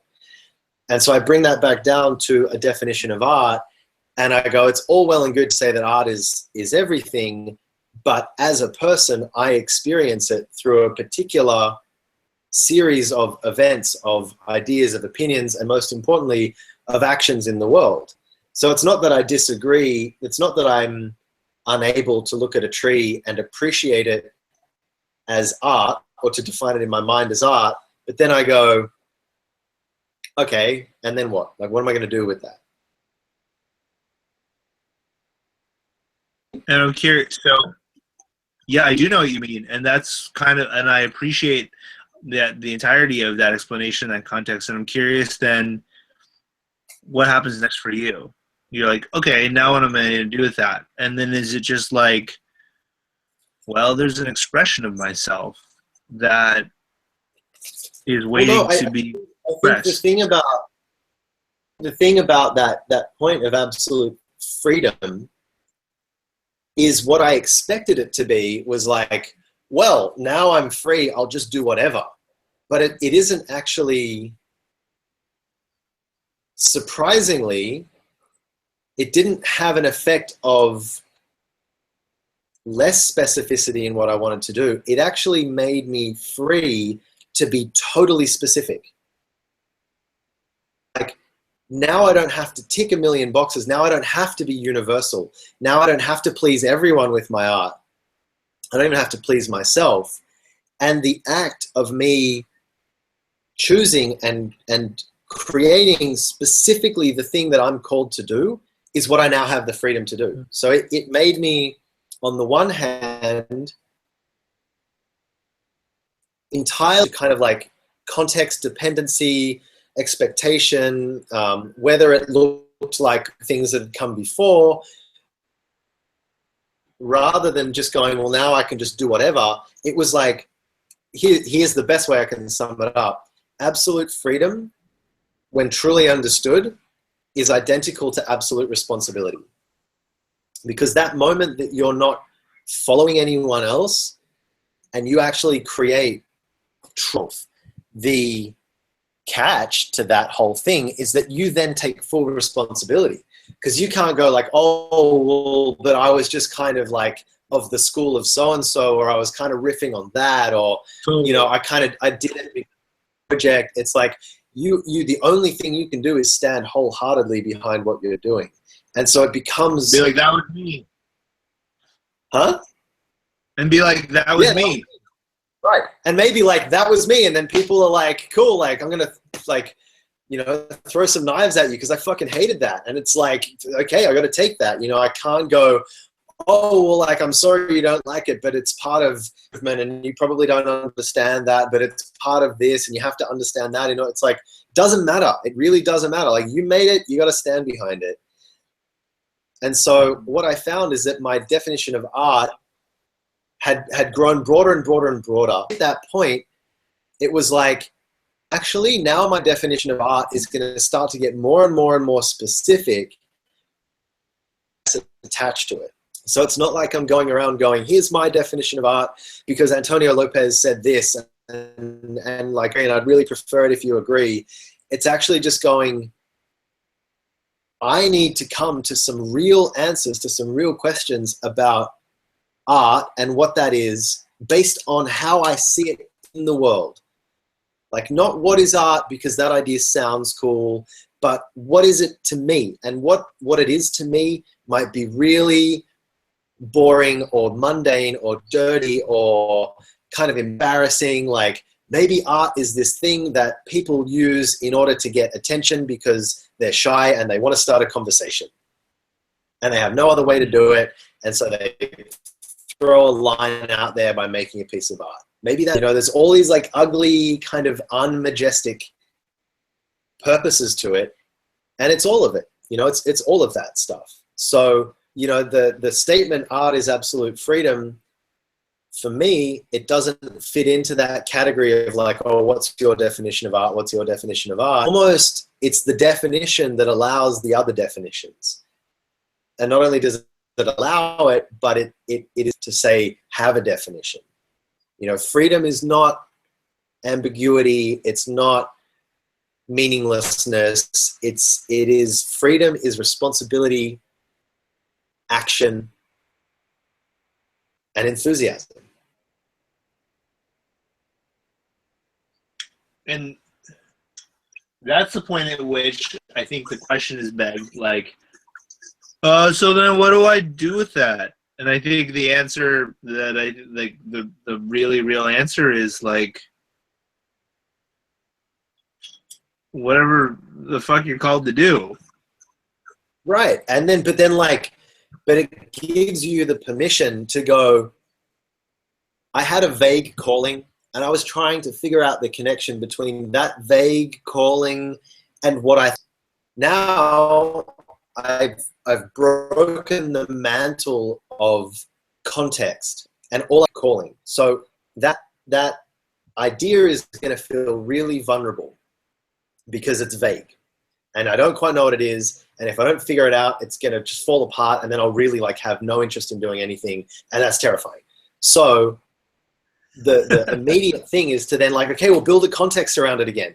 Like what I'm going to do is I'm going to take that vague idea and I'm going to talk about it to 50 people and see what they think and figure out what's valuable about it. And then that will help me build a structure around it again. And it's like, no, like don't do that. Just stay on your own without context, without reference, and turn that vague idea or that vague desire into something using only what is contained within you. So you go, I've got a vague idea that I want to have conversations with people and I don't really know why. Instead of going and looking at, okay, like what are some other types of conversations that people have, and I'm going to listen to some podcasts and I'm going to read about the psychology of conversation. You just go fucking scrap all of that for the moment.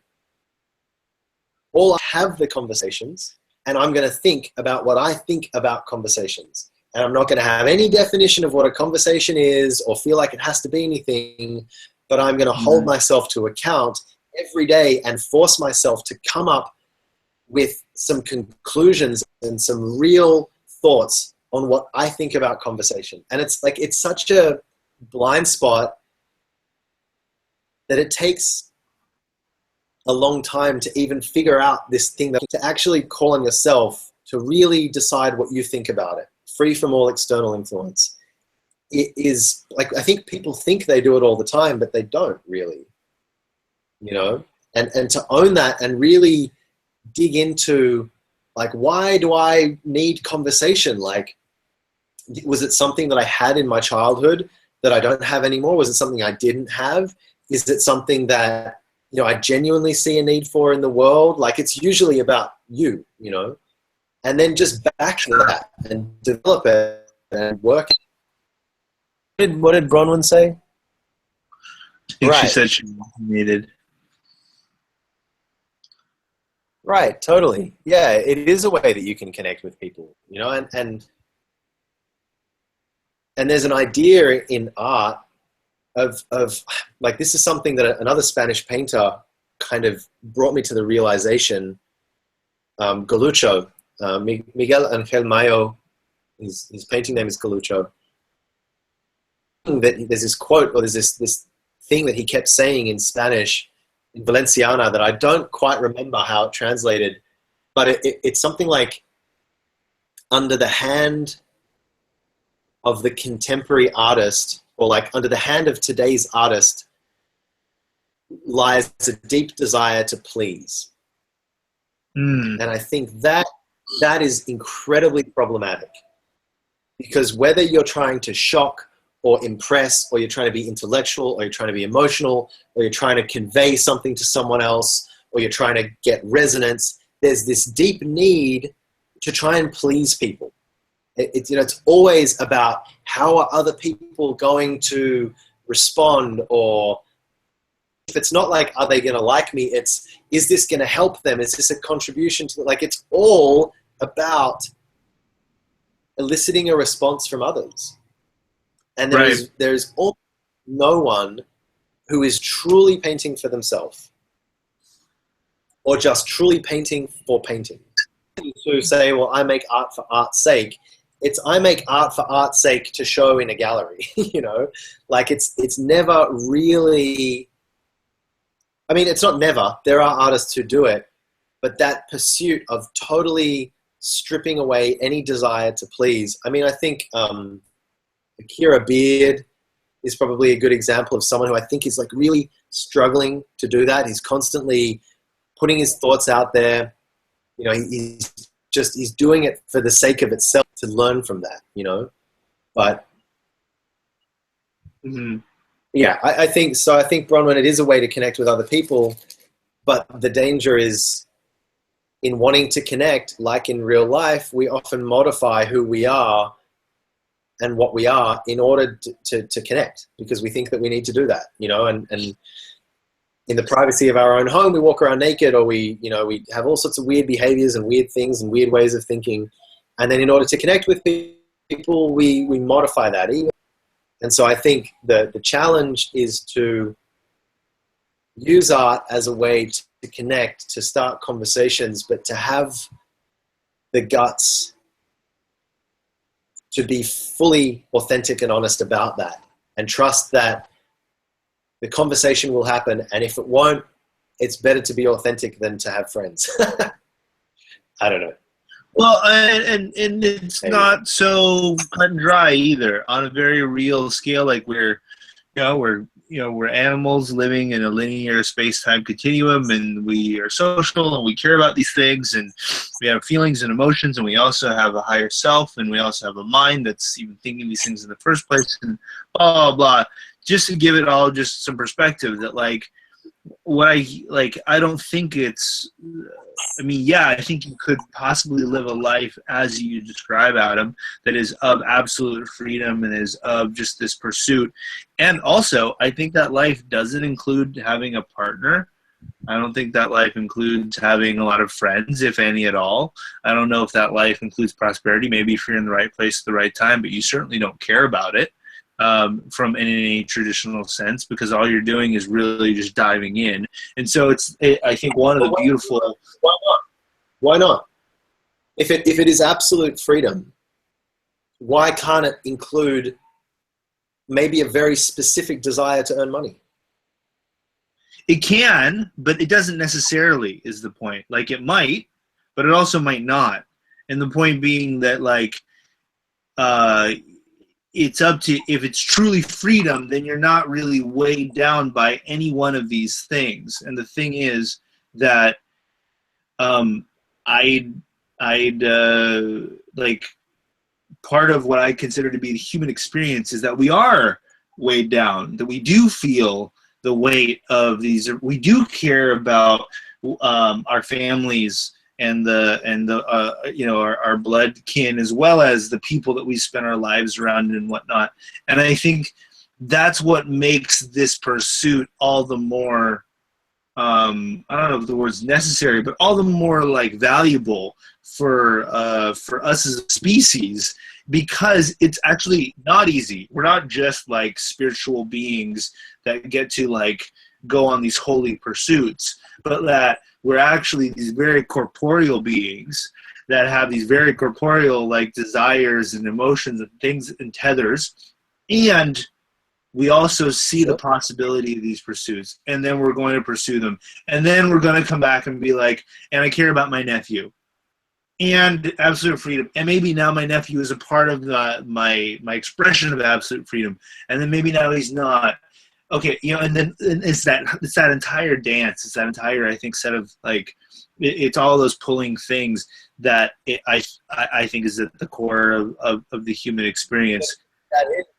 that is like your freedom is the point at which you go, I love my nephew and I care about my nephew. Then the bit that isn't freedom is the bit that comes in and goes, but I've got to weigh that up against like my art or my business. It's like, yeah, there are considerations of time, but you've expressed your freedom by stating that you have a priority here. Now that doesn't mean that you're free from cause and effect. Doesn't mean that you're free from obligation. Well, it does mean that you're free from obligation, actually. Essentially, it's saying you have no obligations. Your obligations are no longer obligations. They're choices. Everything is a choice. Yeah. And you're doing it because you're following again. If you feel like, well, it's like, well, you know, like I had all this absolute freedom yesterday to make art, but then like I hadn't spent the day with my girlfriend in a while, and so I kind of like had to go and do that. It's like, had to? Like, did you really have to? Because you equally could have not done it. You would have had a fight. She would have ripped your head off, but you could have not gone. So you didn't own it. You didn't actually go, I chose to go and spend the day with my girlfriend, even though I hated it, even though I wanted to be making art, even though it didn't work out, or it did, or whatever, it doesn't matter. You've chosen it. You're not doing it because somebody else said that's the way that you should do it, even your girlfriend. You know, and it's and in that place there is no compromise in the sense of, well, I'm doing something that I don't want to do because I have to. It's, I'm doing something that might be unpleasurable because I've chosen to do it for a reason. Yeah. Which is the same, I don't want to do it, but actually you're saying, I do want to do it. It's just that I know it'll be unpleasurable, but I know why I'm doing it. It's for a bigger reason. Mm-hmm. And then you arrive at a point where you're like, you know, if you can apply that all of the time and you don't, you know, if you could actually manage to do that 24 hours, you're like, my life was full of pleasure and pain and fear and anxiety and joy and creativity, but none of it was out of my control. None of it was not my choice. None of it was unconscious, without knowing why I was doing it. I owned that shit. I owned 100 years of experience on this planet. Every damn minute of that was me, and I was free in that time.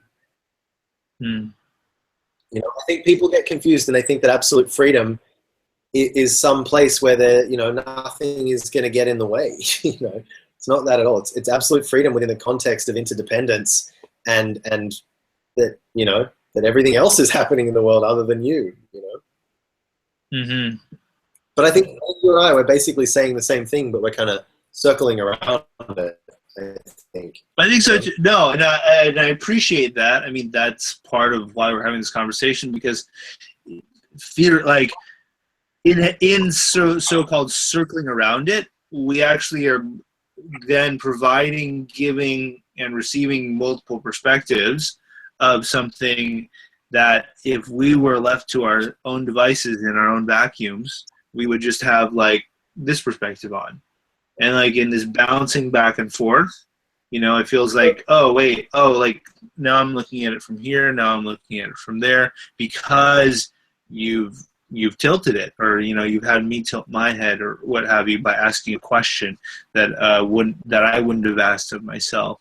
So I appreciate it because you know, when people have asked me in the past, what is the thing that you want, you know, for the world, or what's important to you, the singular consistent like the answer that I boiled down to was or like, what's the important thing for you? And the important thing is choice, very much in the way that you stated it, because with choice comes a sense of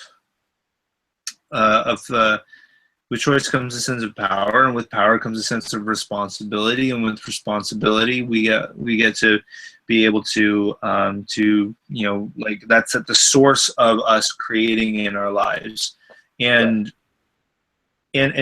so to hear that, though, put inside of this context of art and absolute freedom, it kind of knocks me sideways a little bit, you know, and that's appreciated, because there's this feeling of like, choice, and then there's this very like sort of human feeling of or the higher sense of choice in every moment, and then there's very human feeling of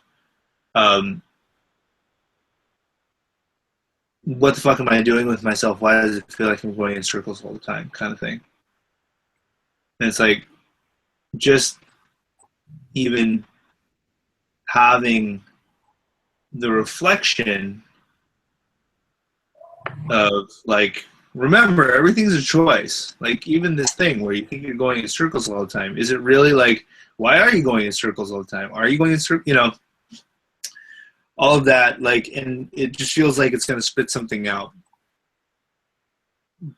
that's different than what was put in before. Does that make sense?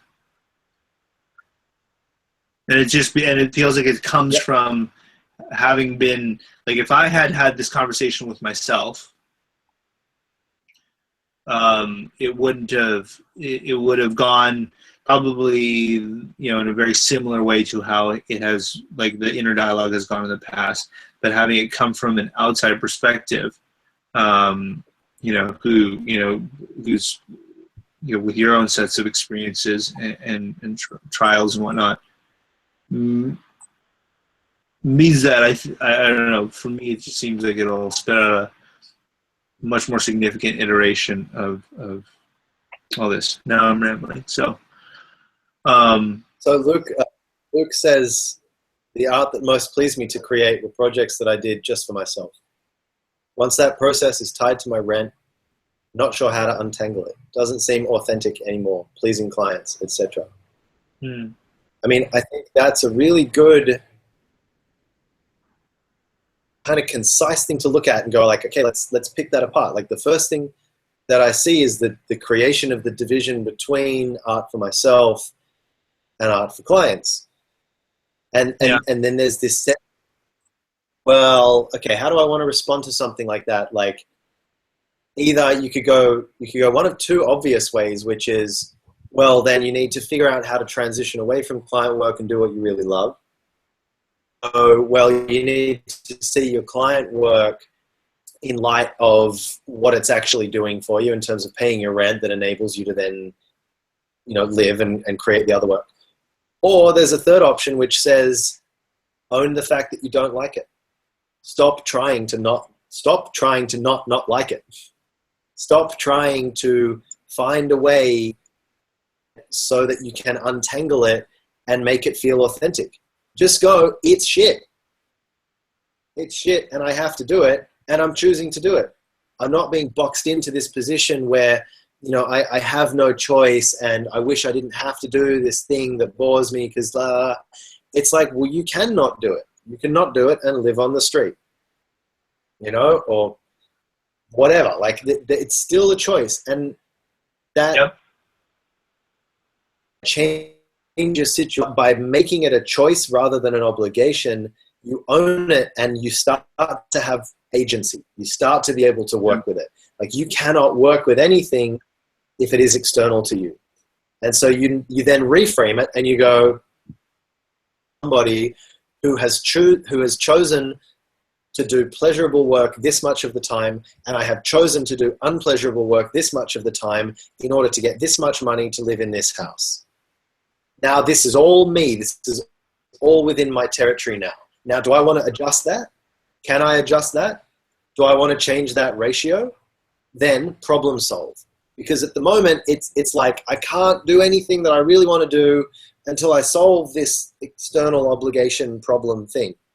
You know, it's a purely mental reframing of it, but it's incredibly because it is a constant statement of disempowerment to be saying that I need to untangle my authentic commercial work.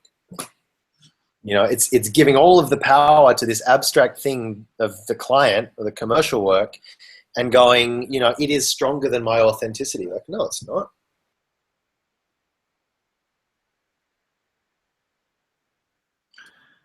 There's a feeling. Go ahead. I was just seeing if Luke's still paying attention. I'm sure he is. There's a feeling that it's like you gave 3 options, and I feel like you end up with a combination of all 3, and then that changes over time as you adjust. But I mean, like, the understanding that all of those just have you get sort of real with where you are at, even if where you are at feels like I'm disempowered. But that's like, okay, that's fine. Like, you're allowed to be with feeling that way as well. And like, it's only by being with where you're at that you can finally start to go anywhere else besides that. Or you go into it. You know, if you are that unhappy with what you're doing, that can be a source of investigation or a source of motivation. You go, sure. All right, why is it? Why is it that I feel so unfulfilled doing client work? What is it about that? And you might say, well, it's because somewhere along the line, someone planted this idea in my head that money is dirty. And so I have this kind of guilt complex around, as soon as money is attached to it, I feel kind of guilty about it. And you might go, well, that's just a load of crap. Like, that was, you know, my brother 15 years ago told my head, and I don't really think that. Like, I like what I do with my money. I spend it ethically. I make good choices with it, and I can release myself of that. Or you go, you know, I feel like shit actually because this is I'm speaking from my experience. I realized that it had nothing to do with the commercial work. It had to do with the fact that the work that I was doing kept me at a computer.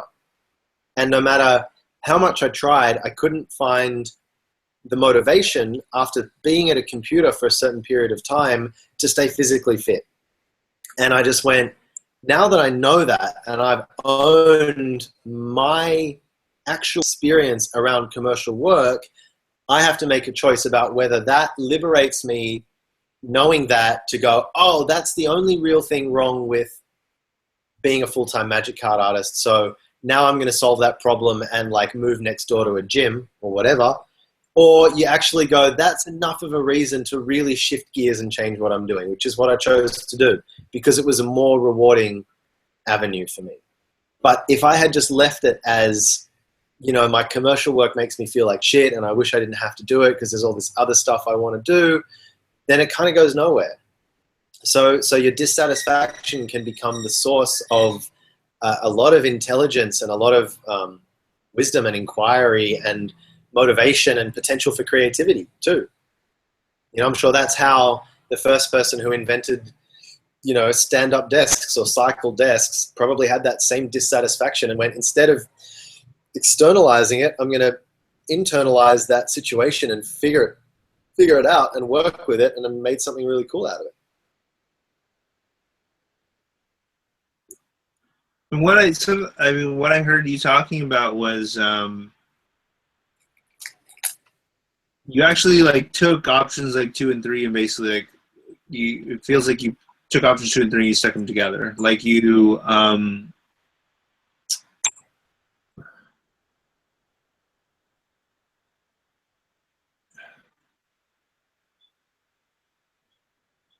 don't feel the need to keep going further. That I'm like that was great. What you said was awesome. I mean, I took option 2 for a while, for 10 years actually. I justified it to myself. This is the thing, like what I initially did was I thought that I was coming to a more mature place with it by integrating it, seeing what its role was, like not wanting to put all of my personal energy into my commercial work, leaving it to be its own thing, setting time aside, organizing myself so that I could let work be work and make personal stuff, because I thought that the trap was trying to put all of the energy of your personal work into your commercial work. So I thought that I was really clever by being mature enough to compartmentalize and leave work and like, you know, not go overboard on how much energy I put in, like just do what was necessary, treat it like work. Important, you know. And then the next round of growth, and I'm sure there will be many more to come, was actually, you know what? I fucking don't like it, and I'm sick of rationalizing that away or explaining to myself why I shouldn't not like it so much. I'm actually just going to own the fact that I really don't like it. And I have the potential to not do it for a while. And I'm going to stick with that. And then I started Legendeer with Sterling, and, I'm in the middle of a process of committing to being okay with not liking something that I feel like I should be doing. It's like, oh, well, I should still be working. I should still be doing a good job. Like, no, I'm actually committing to just, I don't really care about other people's ideas of whether that's hubristic or arrogant or, like there's a guilt complex in me that goes, how dare you not like being a magic card artist when everyone else out there wants to fucking do that and people can't even get a job and they're flipping burgers instead of painting and, and then I'm like, how dare you give me that? How dare you bullshit? Like, how dare you yourself, me? Like, why not? Like, why am I not allowed to not like that? It doesn't mean that I then become a dick about it and I go and, tell all of the people that want to do magic work that it's lame and they shouldn't do it. It's none of that. It's actually just going, I'm going to carry myself wherever I'm ready to go to. And I'm going to keep my bullshit in check and my ego in check. And it's not about, unacknowledged privilege. It's just going, I don't like it. I don't have to be doing it. And honestly, there's better shit that I could be doing. What is the best thing that you can think of to be doing in the world right now? And if you're not, and are you doing it? And if not, why are you not doing it? And if there is no reason, then do it. It's like, come back to the logic. Fucking doing this. What do you want your day to look like? And one of the things that felt like really, I'm getting these like notifications, but I'm not necessarily seeing them. The part that was the most, that stood out the most to me in what you said, and you touched upon it multiple times, is that you're owning that this is your experience of it and not the truth of it. And by owning that it's your experience of it, then it is very specifically your truth of that moment in that time as you've seen it. And then that gets to then change and morph and also be influenced by like new ideas and learnings and creations, etc., etc. And it is also then, as your experience, it is inalienable. It is unassailable. Like nobody can be like, well, your experience isn't that. You're like, no. Like nobody had that experience but me. And so that is it. And that allows it to be you to have exactly whatever viewpoint you have and whichever ones that you don't want to have. And I think that's at the heart of ownership and choice in and of itself, is like as soon as you start talking about truths, like, well, this is what's true and this is what's not, and blah, blah, blah. At that point, you're already outside of yourself, right? Like you're already beyond just you being right here. I mean, it's a massive thing. Like, everything that you need is within you. Like it's bandied around and, like, hey, yeah, totally, man, but it's like, it fucking is. Like it really is, and it's not rainbows and unicorns and suddenly life is magical. It's just like, that really is like everything that you need in order to function, in order to make these choices. It is in you and is constantly accumulating within you through everything that you do. And I think we live in a world, in a generation of pretty much totally externalized people. Like it's just pretty much entirely,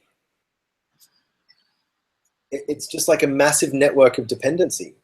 And it's so intoxicating. And it's like, and to the point where we've learned to mask it to ourselves and really kind of trick ourselves into thinking that we're not. And it's like, I don't really care what people think, yet I compulsively check to see if people are liking my Instagram after I post it, or, whatever. It's a million different things to different people, the way that they gauge that. But you know, it's all there already. Well, isn't a part of it though just even acknowledging that we are interdependent? I mean, you already talked about that. You already mentioned it earlier. As a part of our context, not necessarily the of interdependence as being a part of, like, you know, humans on this earth together. You know, if it's not just me, if it was just me, I'd be making different choices. But because it's not just me, I'm making the choices that I'm making. And then as that changes over time, I'll make different ones. What are your thoughts on that? I agree. So it's all in context. Of course. Even as we shatter the context by going to the space of absolute freedom. You shatter the dependency on the context. You know, you disown context from its position of authority. You know, it's of course it's all contextual, and that's like that. This is where I come back to, you know, absolute freedom is not absolute isolation or somehow you're operating outside the laws that everyone else is operating from. It's that everyone else is trying to beat that interconnectedness, to like to be free from it, to have push button power over reality. And the freedom comes from getting inside the code, getting inside the machinery of it, you know. And it's responsibility, it's specificity, it's choice. It's going, like, rather than art can be whatever you want it to be, which really means that art is nothing in particular. It's going, I am within within the network of interconnectivity of everyone else's definition and working definition of art. I'm going to make a damn choice. I'm going to be like one of the few people that has the guts to go, my specific definition of art for me is that, you know, that's what I do when I do art. I see. Yeah, and you know, of course, by doing that, you give other people the implicit and sometimes even explicit license to do that for themselves. Absolutely. And within that is that in and of itself is a source of inspiration, source of transformation. That's the nature of, like, all of the true teachers, whether they're spiritual teachers or they're art, you know, they're artists, like great artists. They have this slippery quality, because what happens is you go, whoa, like Antonio Lopez is so free. I want to be free like Antonio Lopez. It's like, you know, like that. There's always going to be the appeal to follow the people that are most profoundly saying, don't follow me, you know. And so and that's where you get the trickster archetype, which is like, you're going to follow me because I'm telling you the truth, but I'm not really going to let you follow me. Like, I'm always going to pull the rug out and make you land back on your own 2 feet. And I'm sure that at some point, you know, like that all of the figures that I've looked up to that have taught me freedom come crashing down, and I'm going to see how they weren't stuff, because that's part of the process of once again letting go of even the tools that are getting you to the point of freedom. I mean, it's like the old Buddhist metaphor, like you need a boat to cross the river, but when you get to the other side of the river, you don't like pick the boat up and carry it with you down the road. You know, like you use Absolutely. it, and then you let go of it. Can you give me 2 seconds? I got to do the toilet run. Yeah.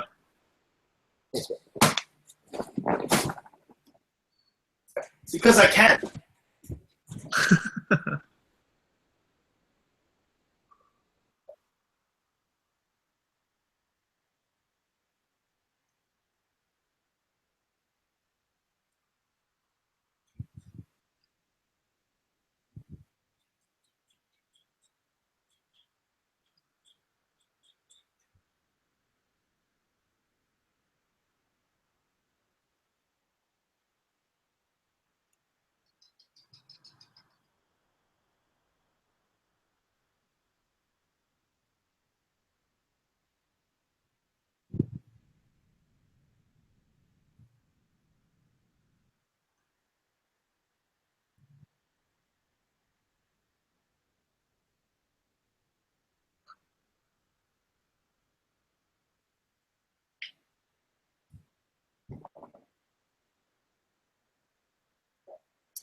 So I feel like maybe we've like spoken so much about such like big things that I feel like maybe we've diverted quite far from what maybe was your original intention, which was to have kind of deep. And I don't know if I've got much more time to talk now, but maybe to like try this again and get more personal. I feel like, like sometimes we want to have a really kind of open, personal, honest discussion, but it turns into a discussion about big kind of abstract ideas. As you said before, I barely really know you. We had like, I think one conversation at Legendeer before you took off. And, beyond that, I mean, I don't know about do when you're working. I don't know about your family, like what this all means to you, what, Yeah. what shit's all about. The only thing I do know is that you're kind of interested in coming to Bali. So do you want to pick my brain on that while we're on the call? Because there's some pretty interesting stuff going on here. Well, I mean, it's interesting because I think obviously this went exactly where it needed to go. If nothing else, like there's a shared, obviously we have a shared context in Legendeer, and yet there's sort of like this deepening of that knowledge of the shared context, or that like understanding of like, where do you come from, where do I come from. I had the opportunity to have that conversation with Sterling while I was driving down closed roads in San Francisco, getting him back to wherever, like last year. We never had such a conversation. So just being able to connect on that level, on sort of like an ego-based level even, and then understand like where, just to be able to play in that arena, I think is valuable. And then, yeah, absolutely, having a more personal, having a conversation about just specificity and specific, like is totally in the cards. And I think that's the point of this whole thing, is that all of the above, as long as it's real stuff, is valuable to somebody, ourselves included. But like kind of just what we were just talking about, if you're in absolute freedom, if you and I are in absolute freedom, then this matters for somebody else. And that's what I've seen with any kind of transformational work, is the reason it can be transformational is because it's not content specific. It doesn't matter if I have a sister and thus you have to have a sister, and then it matters to us because we both have sisters. It's like, no, we're human beings with other human beings, and then it matters because it's a real thing that humans deal with, because we're humans and we're dealing with it. So that's my thought on that conversation, and on how this conversation has gone. And I would love to, yeah, sure, have another conversation about more sundry things, perhaps more earthly things. Yeah, and when it comes to Bali, I think one of the things I've talked about, do you see is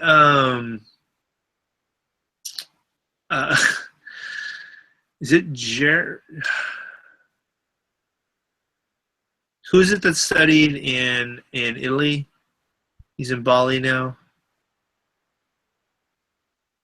Sorry, I've got a lot of lag on the line at the moment. Can you repeat the question?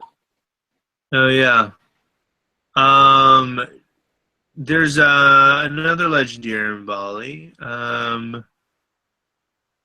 What's his name?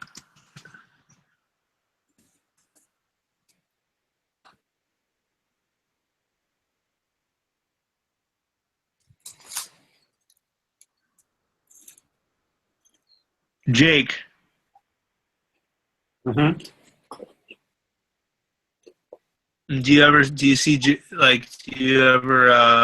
interact with him at all? Yeah, we had a painting jam session the other night. He's around. He's got a really cool place. It's like a big, sorry, excuse my cookie eating. He's got a beautiful place in like a big kind of artistic, beautiful building on the side of a canyon looking down the jungle. And yeah, like he's right set up with all the right people, and he's been making jewelry and clothing and doing all sorts of stuff. So yeah, he's hanging around here, and I think there's almost a kind of lineage of people coming through here now. Like a lot of them that are staying in rooms that artists that they know were staying in, 5 or 6 years ago. And like these places are starting to take on a character of like, oh yeah, there's been a lot of really cool people have come through here, Oh, interesting. Huh. Yeah, I was talking to... Sorry? I was just responding to Luke's question. Yes, that is, yeah, Andre Stone is his name now. So he goes, but he'll always be Jake to me. Yeah, I mean, it's all right either way. Like, as long, like whatever it is that he wants of me, I will call him as such. But yeah, like I was speaking with him briefly, just the idea of I want to come. Like, there's a couple reasons. Laura, my partner, wants to come to Bali because it's been calling her for multiple reasons over the years. And both of us are kind of resistant to coming to Bali because within our circles, it's a really cool thing to do. So, which speaks, of course, totally to the idea of complete freedom, and just going because it's there to go, and because we're called to it. For me, there's access to producers and manufacturers. And the ability to then collaborate with them, and then create things in like real, in this case, in my case, garments, and doing that in real time with people who I can communicate with and learn from and share with. That's like what I'm looking for. And so I'm going to have a conversation, I think, with Jake at some point about that specifically. What is it that has you come? Like, what is it that drew you to Bali? And has had you stay there for so long? I think that you'll definitely find that. And I think it's enough of a reason to go, yeah, well, you will get what you want. I guarantee you will get that when you arrive here. Yeah. For me, I used Bali as a production place. Even for my own work, like I used to think that I was productive here, but really I'm not. It's actually probably the least conducive place to be anywhere in the world because it's hot and it's humid and there's mold and there's shitty art supply stores and the electricity goes out and the Wi-Fi used to be patchy. Now it's pretty good. And even if none of those things are going wrong, then it's distracting. And it's full of like all sorts of crazy people doing crazy things. And like, it's pretty much you could go in the world if you wanted to be Christian. The reason that I come here is because it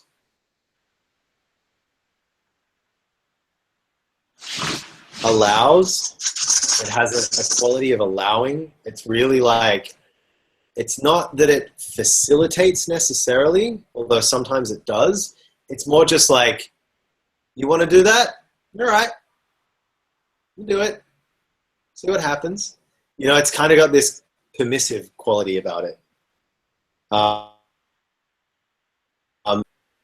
Really good reflection. It's like a broader moment of that, like I really can do whatever I want to do. So what do I want to do? Kind of allows you to ask that question in a context of feeling quite liberated and free. And even just simple things like, yeah, I can rent a bike and jump on a bike and go where I want, and I can wear a helmet or not wear a helmet, or I can eat shitty food, or I can eat food, or I can kind of just do whatever I want. And so it's that mixed with, it is a place that will also slap you over the head a bit. So if you start to run away with that and become a little bit head in the clouds and think that Bali is this like place that is just all nice, and it's some heavy, incredibly bloody history here. There are some heavy issues going on currently, socially, in terms of gender issues and gender violence, in terms of like water crisis, like massive unspoken water crisis related to the tourism industry, issues around food security. So there's also this thing that it'll do where it'll check every now and then.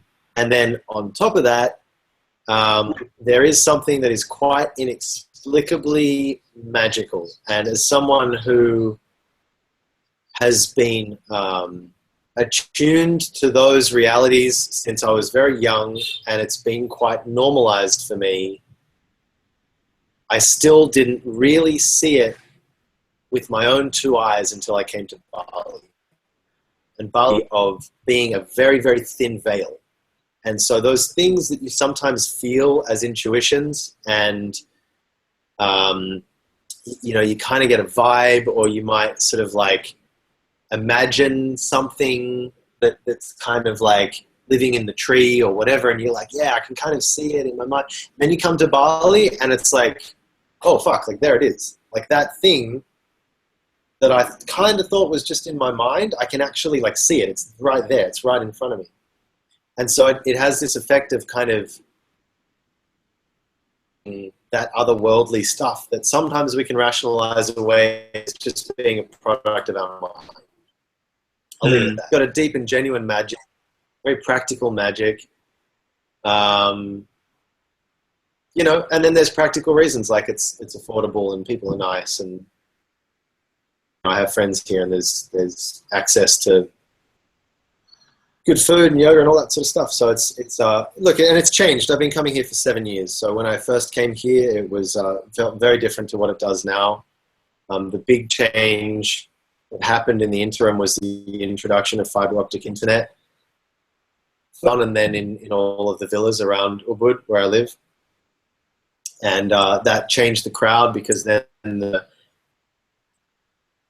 moved in and they built co-working spaces. And so what used to be almost an exclusive and artist spiritual community is now also like entrepreneurs and startups and tech guys, and like teleconferencing and TED Talks and all that sort of stuff. So it feels like maybe it's slipping a little bit into a mainstream, into like a new, sort of startup liberal mainstream. But it's still, I think probably what I love most about Bali is the fact that it changes and grows so rapidly without losing. And, you'll walk down off the main road and it will be like Bali from, 1910. Like it's like nothing's fucking changed, and perhaps not in such a rigidly religious way as places like India, where you go, oh yeah, nothing's changed for 1,000 years, and that's not necessarily a good thing. In Bali, it's just like, wow, they've really just kept all of the important shit. And there's heaps of problems. There's a lot of problematic stuff, but the really important things in terms of social cohesion are still there. Like, for instance, the Sawa system. So the way that they have distributed and shared the water that comes down from the mountain, and the way that they've irrigated the rice fields, and the way that that system is managed by the local banjas, like the local community gatherings. Like it's a 1,000-plus-year-old system. Like it's working for them. So pretty incredibly deep things to learn being in Bali, for sure. A lot of beautiful contrast with the deep rootedness as well, like a deep rootedness to allow for an almost immediate, or to allow for a very fluid flexibility combined with magic and some other stuff. I can see why people go. I think there's something to the fact. I think there's something about the identity of the place that's kept because it is not convenient to get to. So it still requires intention from a real time and space perspective to get there, to go there, to choose to go there. You know, you have to depart from, you know, traditional Western culture, and no matter how easy it becomes, it still requires, like, you know, you don't just stumble onto Bali. You have to want to go. I think that says something too towards who ends up going, and how they end up appreciating being there.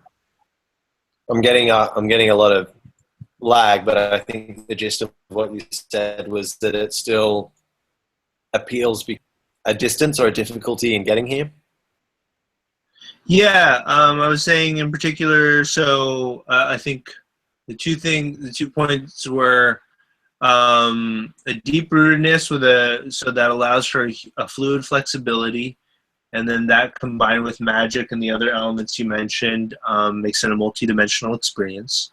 And then the other bit to it was that there's also something about the proximity, in that because it is further afield, it requires somebody to want to go there. They have to intentionally choose to go there. Nobody really drops by Bali. Like they go, this is a place I want to head to.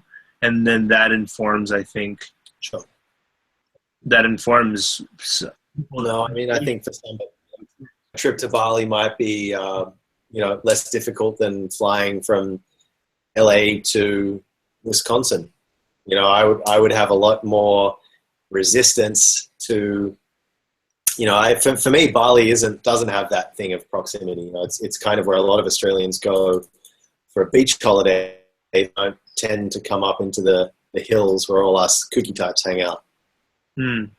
But, you know, I would have a lot more resistance going to probably the shitty 5 suburbs away from my home in Australia than I would in going halfway across the world. I think there is a romance to going to some far off exotic place. And I think that there's a lot of wankers here. And probably part of what you were saying before, like you have a resistance to coming here because it's kind of the trending thing to do. Totally. And you'll get here and you'll probably see a lot of that, and kind of a lot of it's kind of cringeworthy, and there's a huge amount of like cultural appropriation and people coming in, using the privilege of being here, and like massive waste and you know, like this kind of ceaseless development. But I don't know, for someone with their eyes open, that's part of it too, because it's a place that I think maybe one of the most compelling things about it is that it's a place where shit's happening. It's where stuff isn't happening, or stuff used to happen, but now it's kind of resolved into what it is. Like, nice to be in a place that nobody really knows what it's going to end up as yet. You kind of feel like you can contribute.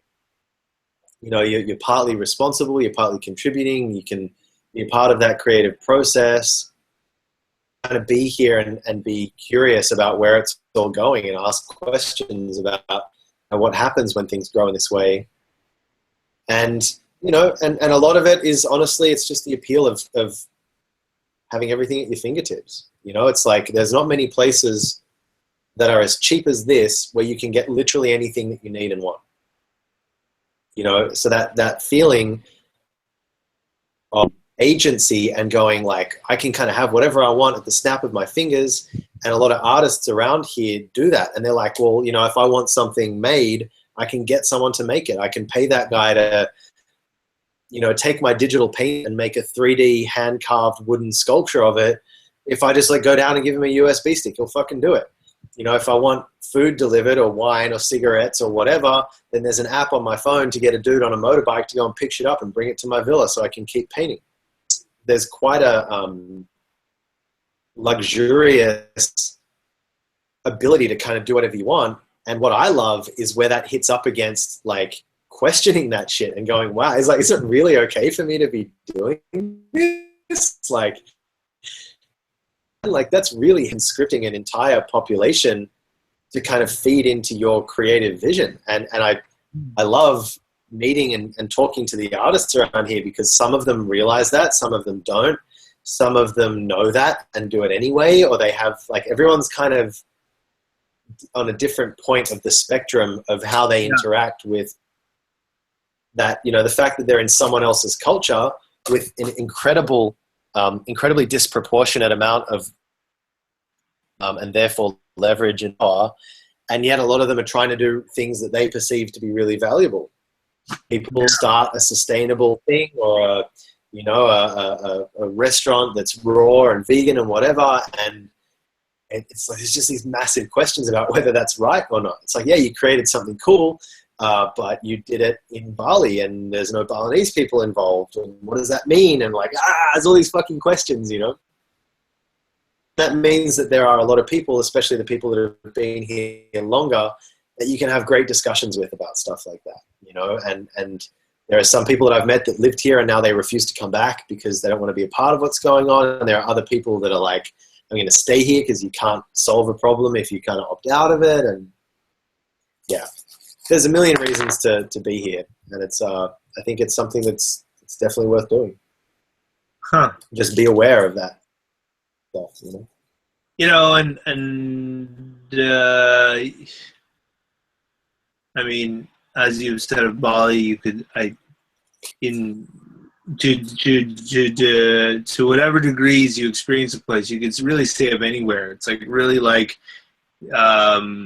Boulder or any of these bubble places, you know, that like so-called bubbles where like I have friends who are entrepreneurs and they go to escape, or like yoga people, or they go to escape or whatever it is. And really you can malign an entire culture or entire city of people or entire country of people, and in the end the answer is actually much more much more multi-dimensional than that, which is basically like there's a whole lot to be aware of, and then you get to make choices about how you want to be about it and whether or not you want it to be a part of your life and what you're up to right now, and then you get to own that, which then goes back to the entire beginning of our, the entire like first half of our conversation. So, yeah. But it sounds like, I mean, I was just going to say, it sounds like on a really tangible level though, like Bali has, like, you mean just even your example of like, I want somebody to make a 3D wooden sculpture of this thing on a very tangible level. There's an access to things in Bali that I think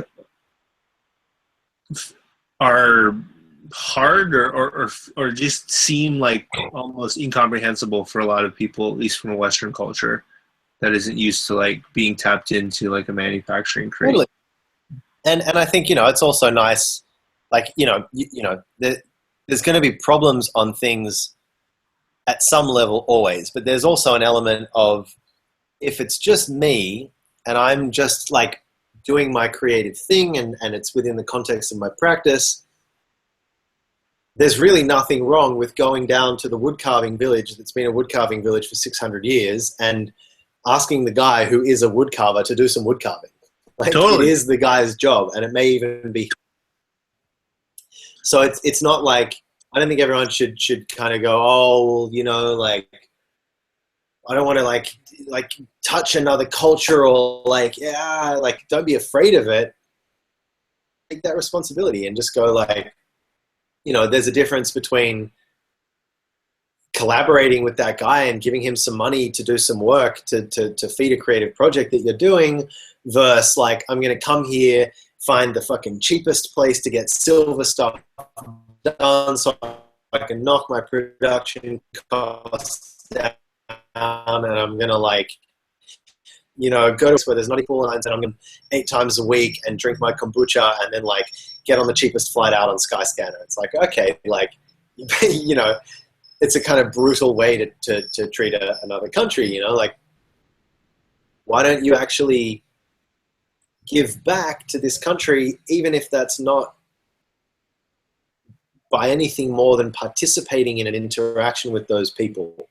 Like, at the end of the day, anytime a person from a wealthy country goes to a less wealthy country, it's problematic.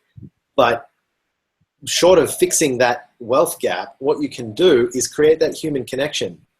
And the very least that you should do is fucking talk to the people whose house you're in.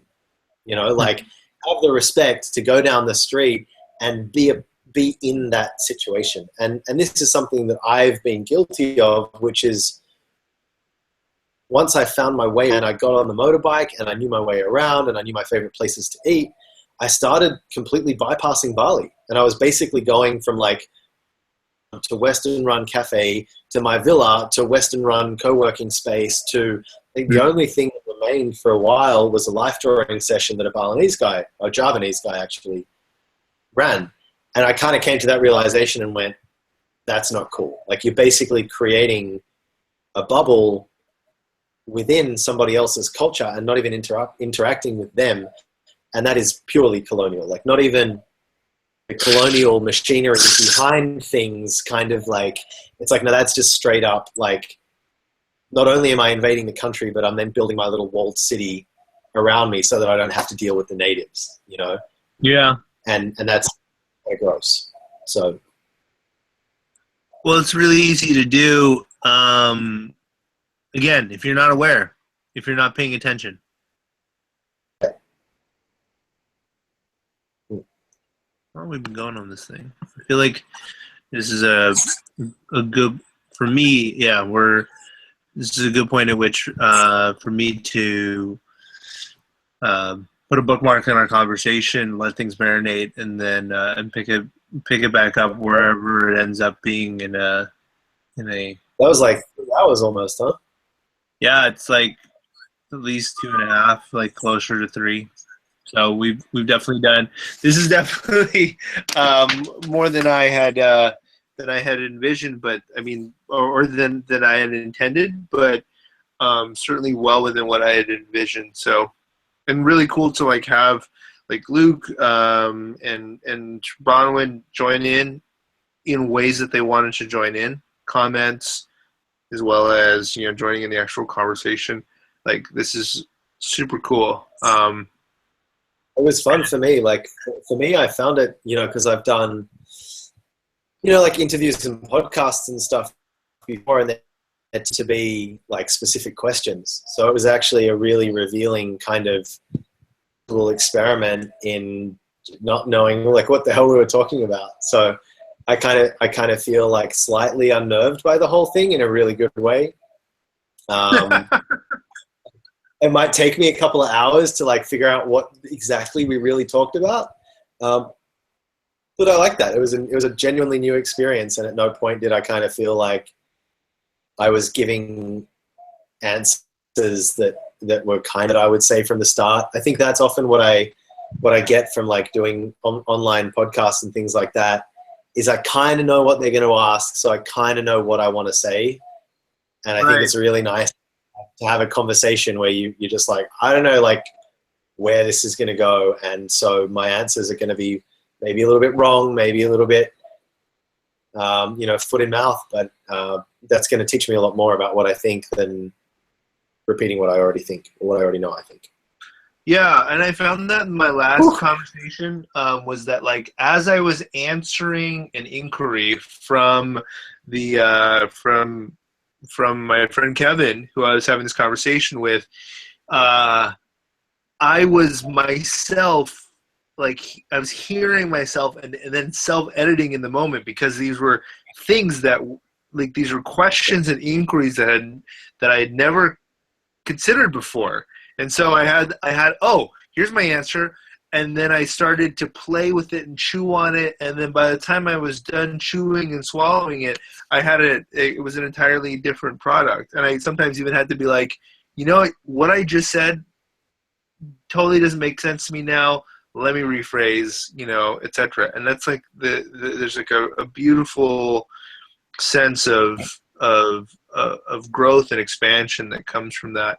And something that I've always wanted to go ahead with, but I think it requires trust. I think it requires trust in each other's honesty, is to have a discussion or discussions with people where you say, okay, we're going to talk and we're going to ask each other questions, but we're actually going to allow silence for like 2 minutes.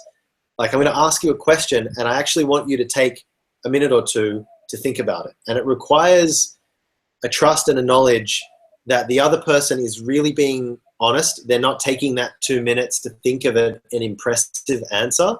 But I think it's actually like we don't slow down enough in conversation and go, hey, like, I just thought of a really that I want to ask you. So I want to know, like, what you think about the idea of art is absolute freedom. And like, maybe take a minute or two, and I'm just going to like do a little sketch over here, and then let me know what you think. Like, maybe that's an experiment that we could do, because I feel like that never happens in discussion. It's just like this, Well, I mean, certainly the only thing that needs to happen is that it is even posited and then agreed to, and then it becomes a part of the norms, and then we just roll with it, and it certainly, I think if not, it certainly begs the asking of quality questions, right? Like, if somebody's going to sit there and ponder it for a minute, and they're not just going to rattle off whatever just pops up first in their head, you want to ask a question that warrants that kind of intention of thought. So I think it certainly is a valuable whatever, I don't know, motif or skin or sort of theme for a certain kind of conversation. It's beautiful. All of this is like, it feels for me like there's a vibrancy to, like, this feels like collaboration, and what it feels like I've brought to allow it to happen is the safe space for you to just show up and feel like you're not going to be judged. You don't need to bring anything with you besides yourself, and then you just get to be you. And I think that's I'm just saying that out loud for myself to hear as well, to like understand, like, sort of like what it is that I'm bringing that is having, or what it is that I might be bringing in particular that that's allowing this to happen, that has me like post a thing and have like basically 15 people say like, yeah, let's do it, like, so that feels like it's a privilege. I don't know, it just feels really cool. Yeah, really grateful. And Bronwyn, I couldn't agree more. I think that the ability to even in that same discussion go, actually, what I said 10 minutes ago doesn't really feel right. It's not really what I think. That in your Patreon stuff that you were doing and in your mailing list and everything, I see a real okay and revising your idea thing at the expense of seeming like you know what you're doing, or that it's consistent all the time, or that it's all going according to some great plan. And I appreciate that, and I follow your work because of that, because I know that you're not fluctuating just because you're kind of lazy or you can't make up your mind, but you're actually navigating, and that's really enjoyable to watch. And I think perhaps the most valuable thing that we can watch other people do online is consciously navigate, and to be allowed the privilege of seeing someone's processing and seeing someone's the complexity and the richness of what they really think, not just like they like this, this, and this, and they don't like that, that, and that, but actually to see someone's conflict and someone's, like struggle. Like I would love to air something on behind the scenes with Legendeer, because it's not just like we have some plan and there's all this cool shit happening, and I'm struggling with promoting an event or trying to advertise something or raise awareness of what Legendeer is. And I really don't want to fall into the marketing trap of only showing good stuff. Like I never did that with my personal work, and I don't want to do it with a company that I'm co-running, because a lot of it is like, fuck, we really thought that would be a good idea, but no one's interested in it. We've got to revise the whole thing, and, allowing for change and growth and accountability without being held accountable to what you said first. Like it's what you agreed to, and you have to stick to that.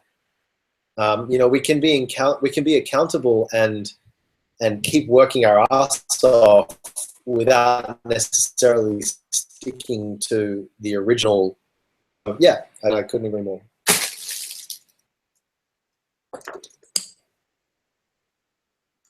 Wrap it up. I'm just taking a note, and then we're wrapping it up. Accountability while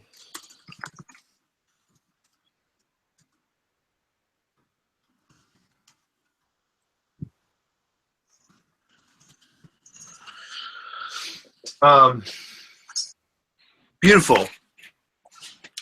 This is a doozy of a first conversation. I mean, I don't know. I think we talked a little bit the other time, but thanks so much for having a beautiful first conversation with me, and for Luke and Bronwyn joining on the fly. It's super cool. To be honest, it's funny. You and I accounted for the hour difference, but then I neglected to account for the day difference. And so this is actually in my schedule for tomorrow at 10 p.m. And then you were like, hey, I'm about to jump on. And I was like, sweet, let's go. Let's roll. Yeah. You messaged me 5 minutes before. I was like, of course. That's what he means by 15 hours. It's before. And so I was like, let's roll. I quite literally was like, it was, whatever it is, 9:56 in the evening. I got home just today from Vancouver. Sorry, Bronwyn. It was a whirlwind trip, and I didn't come to see you, or I didn't let you know that I was there. And I was like, I'm gonna go to bed soon. This is great. And then you messaged me, and I was like, okay.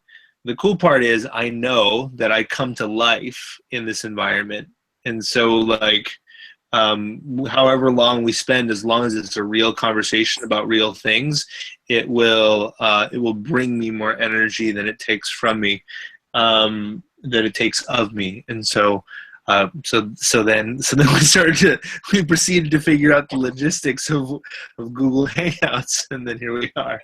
So thank you for everything for a reason. Yeah. Thank you for all of it. And Beautiful, man. We'll have another conversation, and let's feel free to dig into me. I have in fact, there's nothing that I won't talk about unless I'm respecting the privacy of somebody else in my life. Mm-hmm. There are things that I won't talk about for to their experience, their interaction with me, revealed or not. But if it's stuff that's purely about me, I'm an open book, and I'm happy to take it into art or into life or spirituality or wherever you want to go with it, and really experiment and play with what conversation can be. So thank you really for this opportunity and for indulging. And let's do it again when you've had other people. Absolutely. We'll talk soon. Thank you so much. All right.